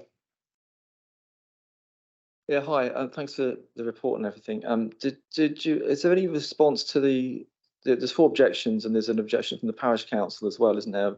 Including about the land use and that, but it's the overbearing nature and the scale of the building, which is more my concern, I suppose. Do you have any response to that for those objections? And there's no one here to object in person, though. But is there anything to reassure us? I'm not sure. There was an application that came in previous to this one, which was withdrawn, which I believe the parish may have objected to. But on this one, they've come back with that the decision be left to the planning officer. So they haven't actually raised an objection on this application. It may have been the previous one that they objected to, which did have a slightly higher dwelling proposed, but we went back to the applicant and they've revised it and come in with this smaller scheme, lower roof height, to try and overcome any overbearing. It's in your report though. Parish council recommend refusal. Not that one. That's the one that's still to come. I'm sorry. I think I was going to ask you to come in, Simon, please. The parish council haven't objected it, as in the report pack, it confirms that their decision was to leave it to the planning officer. The reason why it's being brought to you for consideration, Chairman, is because it's recommended for approval as a departure from the development plan. So it's not to do with the parish council and all the ward members' comments. Thank you. And Jennifer, I can see you're itching to come back in with something. I think the confusion here is that I've got 2 applications, both on Fockhamshire Lane in Trollocs Hill. So you may be looking at the report for the other application. Apologies, yes. That's okay. Okay, thank you. So anybody else wish to have any comments before we go to a vote? No? Okay. All those in favour of Barry's... Oh, Martin, you're coming in at the last second. Strictly trying to see what the parish council did say. There is a paragraph there, but it's just substantiating the fact they've left it to the officer. So, I mean, if anybody wishes to read that, it's there. But it's not in the officer's report. That's all. But No, people occasionally miss things in the reports, so it's there. Yeah, okay. So we will go, well, thank you for that, Martin, anyway. So we will go to the vote now. So all those in favour of Barry's proposition to go with officer recommendation? Okay, that one was unanimous. Thank you.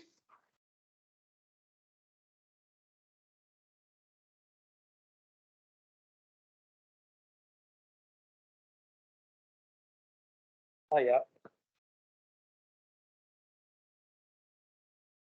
Okay, I've got it. We've got another one from. No, that's not right. Number 11. Yeah, I've just got to find it on here. Sorry, I don't think it printed off. Sorry, It didn't print off. It didn't. On the Okay, copy I all right, gave I can get it on here. Page 159.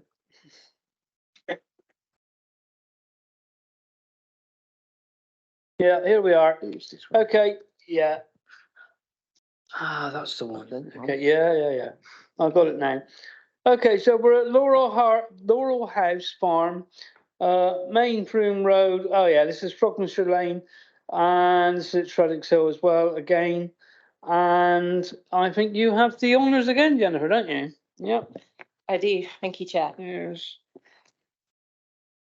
Okay, so as you said, this is at Laurel House Farm, Main Froome Road to Falconshire Lane, Tredick Hill. It's the erection of an annex outbuilding with an ancillary use to the main house, and it's also the change of use of a small parcel of land from agricultural to residential for the siting of the annex. So the property and the curtilage is within the red circle, is just further south of the previous site that we were just looking at. Okay, so a closer aerial view of the site. As you can see, there is a hardcore track that runs through the site, through the north to south, I suppose the northeast to the southwest. And it's along this track that they're proposing to site the annex. Okay, so these are existing and proposed location plans, I suppose. So the one on the right is the actual location plan because it includes the small parcel of land that's going to that's the subject of the change of use. As you can see, it's just off to the northwest of the site. And again, this is just highlighting the existing curtilage in blue with the proposed curtilage, which is in blue on the right-hand side. So these are the proposed elevations and floor plans of the annex. So as you can see, there's a double garage and office and workshop space. And the proposed sections of the site is on a gradient. The proposal is to dig out the ground levels, so it will be stationed more towards the lower gradient of the site than the higher. Okay, so these are photos of the site. The one on the right is the track where the annex will be sited. I think where I'm stood taking the photo is the location of the annex rather than further to the north. And the photo on the left is the paddock, which is to the rear of the existing garden of the property. Okay, so the photo on the left shows again where the annex will be located, near the tall tree, and the photo on the right is the existing parking area. As you see, there's quite significant space there for parking. So these photos are actually taken from the neighbouring garden, so you can see the potential impact on neighbouring property. The annex will only be single storey and will be largely screened by the planting along the boundary hedge. And this is recommended for approval as per the officer reports. Thank you. Thank you, Jennifer. We have down Mr. Bonham Christie to speak again. Are you here this time, Charlie?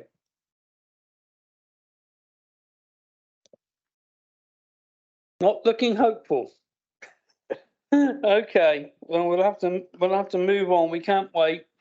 I'm afraid not too long. If he does appear, we'll let him in. Okay, so we're back to the committee again, and this time we'll go back to Barry again. Thank you, Mr. Chairman.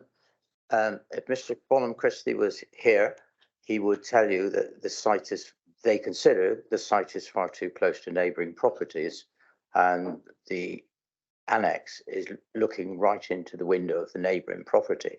Now, I've seen a lot of correspondence about this annex. Can you provide different details? Can you do this? Can you do that? And it just seems that they've gone through with they haven't changed the original proposal very much, if I am correct, and appear to have taken little notice of what people are asking them to do. I don't think it's a problem with the annex per se. There is a problem with annex right up against the boundary looking into somebody else's windows. So that is number one. They consider the proposed building is too large, and I certainly agree with that. That is some annex that we've got there. It looks more like a double garage and a workshop and sleeping accommodation and goodness knows what else. So I think it is too large, and it will eventually be turned into a building. But I know that's not a planning issue, but we can see what's going to happen. I'm not sure what the listed building is next door, Jennifer. Which one was that? The host property itself is listed, Laurel House Farm. Right, okay. Yeah, conservation have been involved at the pre-app stage on this one. Okay, thank you. It would have mentioned also too about impact on neighbouring properties because of its large scale, and it's on agricultural land, which is taking the land out of use, and they fear that this will become a precedent, and we see lots of other places being built on agricultural land in the same area. So basically, Truddock's Hill are objecting to this building quite strongly. Now, it's not a NIMBY thing because they've just allowed the planning officer's recommendation of approval for the last one that we discussed. So it's not a NIMBY thing at all. They've got genuine concerns that they don't want to see this annex in its present form. Thank you, Mr. Chairman. Thank you, Barry. Jennifer, would you like to come back on anything, or Tessa or Simon? Yeah, I think members, if you look in the report back, it clarifies for you the scope of the extent to which this proposal encroaches onto agricultural land. So it's page 163, and it confirms to you that actually it only results in the loss of 45 square metres of land that isn't within the residential curtilage. And I think if you go back to Jenna's presentation, it was quite clear that it really is just proposing to extend the current residential curtilage by that amount. So I think it'd be really, really difficult for members to conclude that the proposal would have a detrimental impact on the agricultural use of the remaining field, because it really is a very small incursion.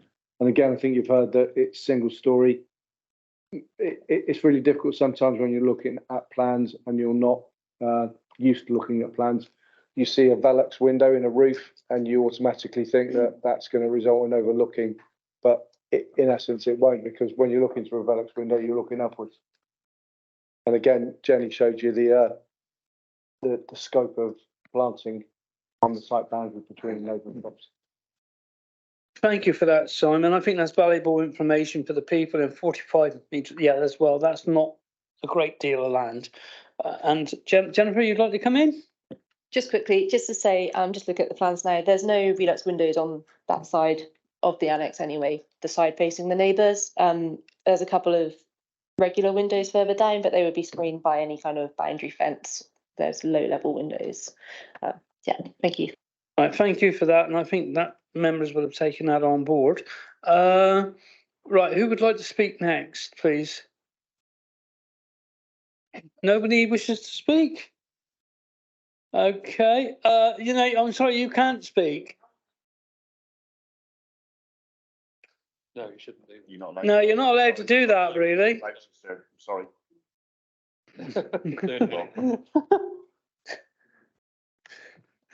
Dear. Right, so nobody wishes to, no committee members. So we will need at least one proposal, please. Benty, are you listening? sorry, we need a proposal. Barry? Can I also just point out, I've been given advice that there's a double garage next door to the neighbouring property's bedroom. So I think that's another reason for. Anything that member of the public has just joined without Barry having to go outside the door. Yes, I think we can actually say that. Martin, would you like to reaffirm that? Yes, Chair. I mean, the committee can't take on board anything that's outside of the committee process in terms of what you've heard in the public speaking slot and in the officer report and presentation. So I'd ask that members disregard that the information. No, thank you, Martin. That's very good to reinforce what needed to be said. Claire? Can I just say, I thought that was a bit intimidating. I thought someone was coming over to have a go at us or to punch Barry. No, I'm being all serious. I did find that a bit, that freaked me out a little bit. He's all I know. Sorry, that did feel a little bit.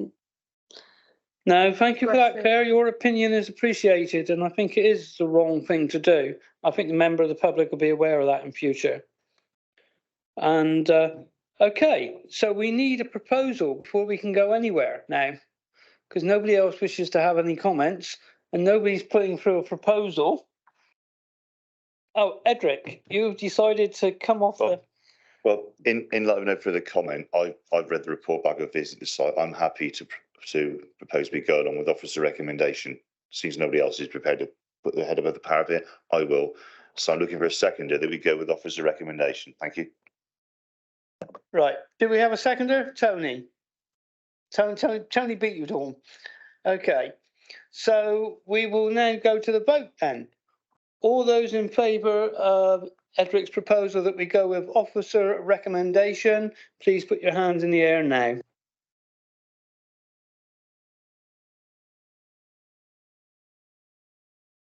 All those against?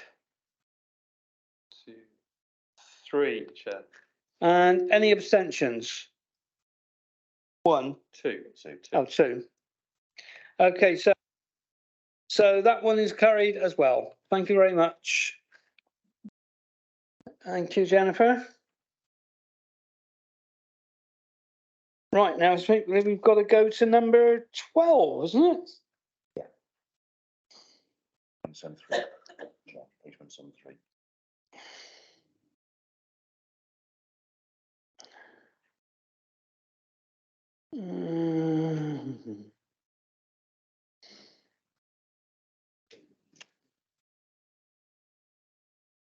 Okay, Jennifer, you're not going very far, are you? Okay, this is another one from Jennifer, and this is the erection of a dwelling and attached carport at formation of vehicle or car access at. I'm just trying to see where it is. Oh yeah, it's in Wookey Hole. Yeah, no problem. Okay, then carry on. Thank you, Chair. Okay, so this is a site land north of 30 Wells Road, Wookey Hole, Wells. It's the proposal for the erection of a dwelling, an attached carport, and formation of vehicular car access. Okay, so as you can see, it's kind of midway between Wells to the south and Wookey Hole to the north, but it is within an existing built-up area. So closer aerial views of the site. So you can see, yeah, it's on the right-hand side, it shows it more clearly. It's just to the north of the existing property, which is 30 Wells Road.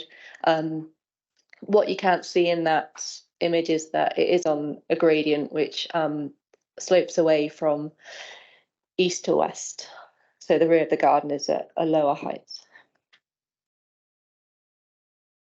Okay, so location plan. As you can see, there are plenty of other dwellings in close proximity. Okay, and again, existing site plan on the left and proposed site plan on the right. And a closer up of the proposed site plan. So it's got the attached carport to the front, solar panels on the rear.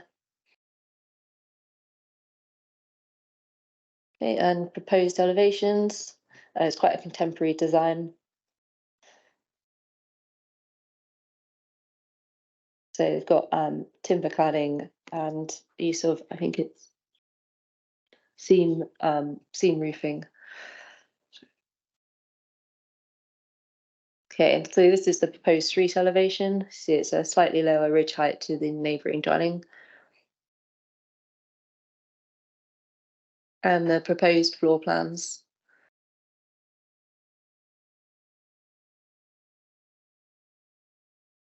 Okay, so you see it's a 3-bed dwelling with a box room. So these are the proposed views created by CGI. So obviously the one on the left is the front, so that's how it will appear from the street scene, and the one on the right is to the rear. Ignore the bit of red pen on the one on the right, so I'm not sure where that came from. And site photos. So this is the site currently. It's cleared. There's an area of hard surfacing there, but yeah, generally it's just unused. Okay, and these are views off to the side. So you've got the neighbouring property on the left, and off to the right hand side, you've got the existing tree lines. And this is the visibility onto the highway. So see, there's good visibility in both directions, and there's plenty of accesses along this road currently anyway, so traffic won't be travelling at speed. And it's recommended for approval as for the officer report. I will say one thing, there is planning history on the site. It has come to board before where it was refused for one reason, and that reason was phosphates. They've since come in with a proposal to purchase phosphates credits to overcome that reason for refusal. It was a slightly different design though, so the principle is established, but the design still needs consideration. Okay, thank you. Thank you, Jennifer. And Jenny, we should really go on now to Nigel Salmon, please.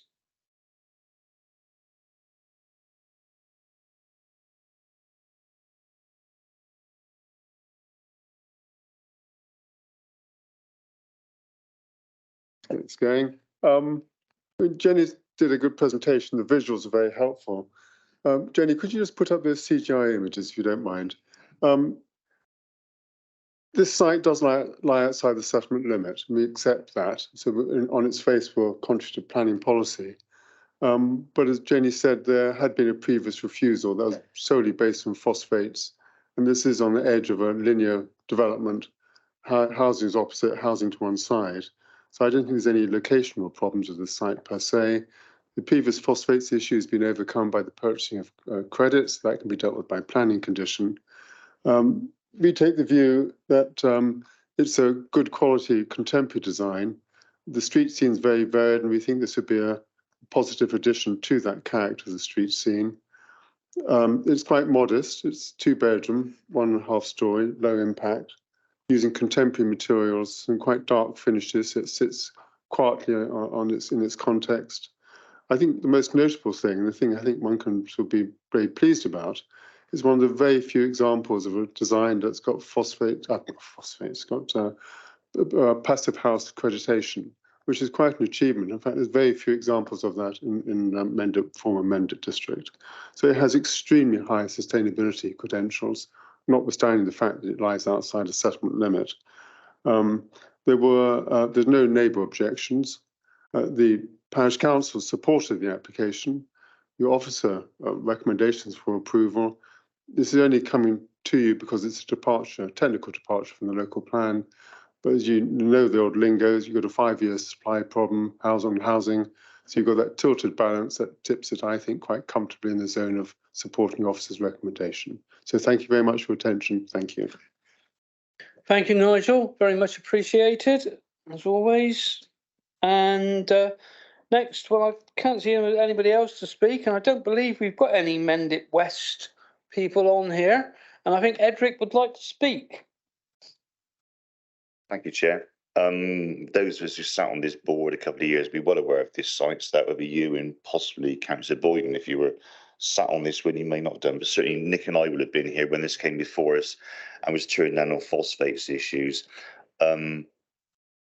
There are many different houses in this road, in this linear development. As Nigel's just said, that there's nothing similar. So anything would be in keeping because it's a nice phrase, a smorgasbord of different houses on both sides of the road. And this is just one on the end. If you notice where it is, there's good visibility displays, although there's you drop down the hill towards Wookey Hole to the sort of northwest.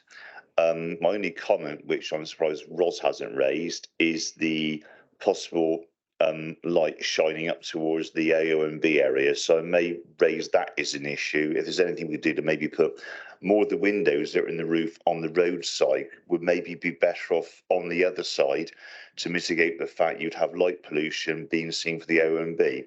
But other than that, I'll be very happy to approve it. But if we could actually maybe move some of the windows and have fewer windows on that roadside, that's my only concern. Thank you, Edric. Do you have any comments on that one, Jen?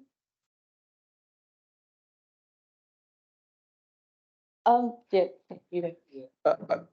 I think, Vice Chair, your points are valid, but again, what you'll see is that clearly there's light spill coming from the fronts and the backs of the existing properties. So I don't think the inclusion of you know, a number of roof windows would significantly affect the amount of light spill. So I mean, again, if members do wish to seek a revision to the design, you could. It's within your gift, but I think it would be difficult to sustain as a reason for refusal. Okay, thank you, Sam. Yeah, I'm fair enough. I'm happy to take that on board. Okay, I'll just wait and see what anybody else says before I make a recommendation. Thank you. All right, thank you. Who would like to speak? Shane.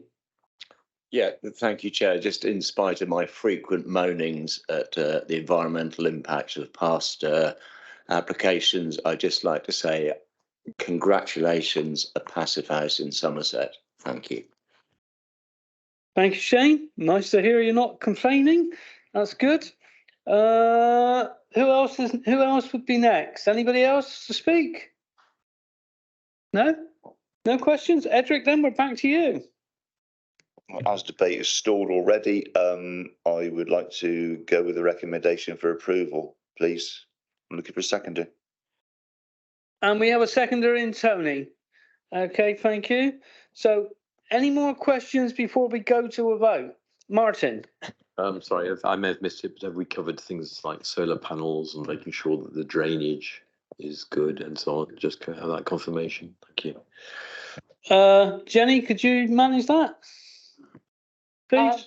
Yep, so solar panels are shown on the plans on the rear elevation. There's quite a substantial amount of solar panels. As you heard from the agent, it's a passive house, so that means that it is very high standard when it comes to sustainability. In terms of drainage, there's existing hard standing on the site, which would be the main area of the proposed dwelling anyway, so there won't be a significant amount of additional surface water runoff. And I believe foul waste is going to be connected to the mains. Yeah. So hopefully that answers your questions. Thank you. Thank you for that. Jenny, does that, that's okay, Martin, lovely. Anybody else quickly before we go to a vote? No? Okay, all those in favour of Edric's proposal to go with officer recommendation, please.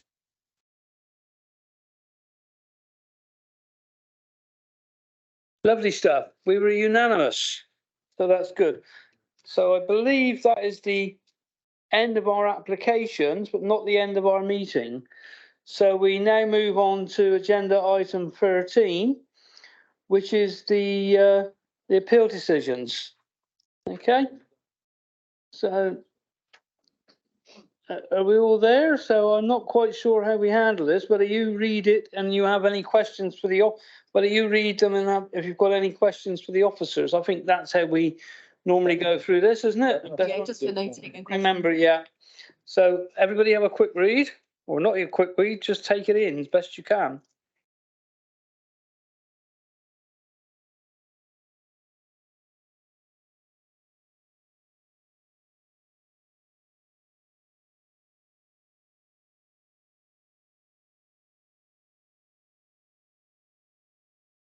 So we have noted. Anybody got any questions over these? You have, Barry. Okay, thank you. Just for my education, perhaps Simon knows the answer to this.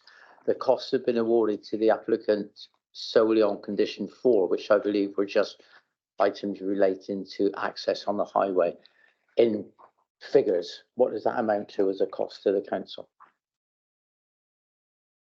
But when we have a costs award against us, there's then a process by which the applicant's required to submit what costs they have incurred in arguing that point.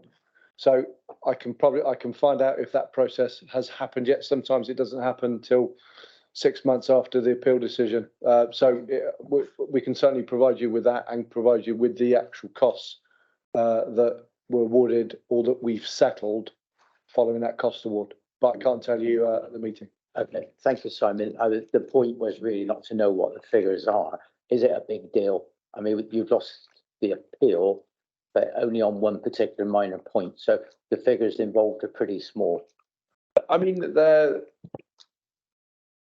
again, we can confirm, obviously, to provide a bit of context, if you all probably know the new unit at Greenall, the agricultural unit, we got costs awarded on that one. I think it was £5,000, wasn't it? So again, in a time of budget constraints, council's got to save all the money it possibly can. We don't want to go down with too many costs award against us. Yeah. For the larger schemes, we're talking sometimes £50,000, £100,000 costs. So they can be really significant costs, especially when there's barristers involved in defending it. Thank you, Chairman. Okay, so you're happy, Barry, and nobody else got any questions, and we've all noted it. So I can now close the meeting. Thank you, and well done.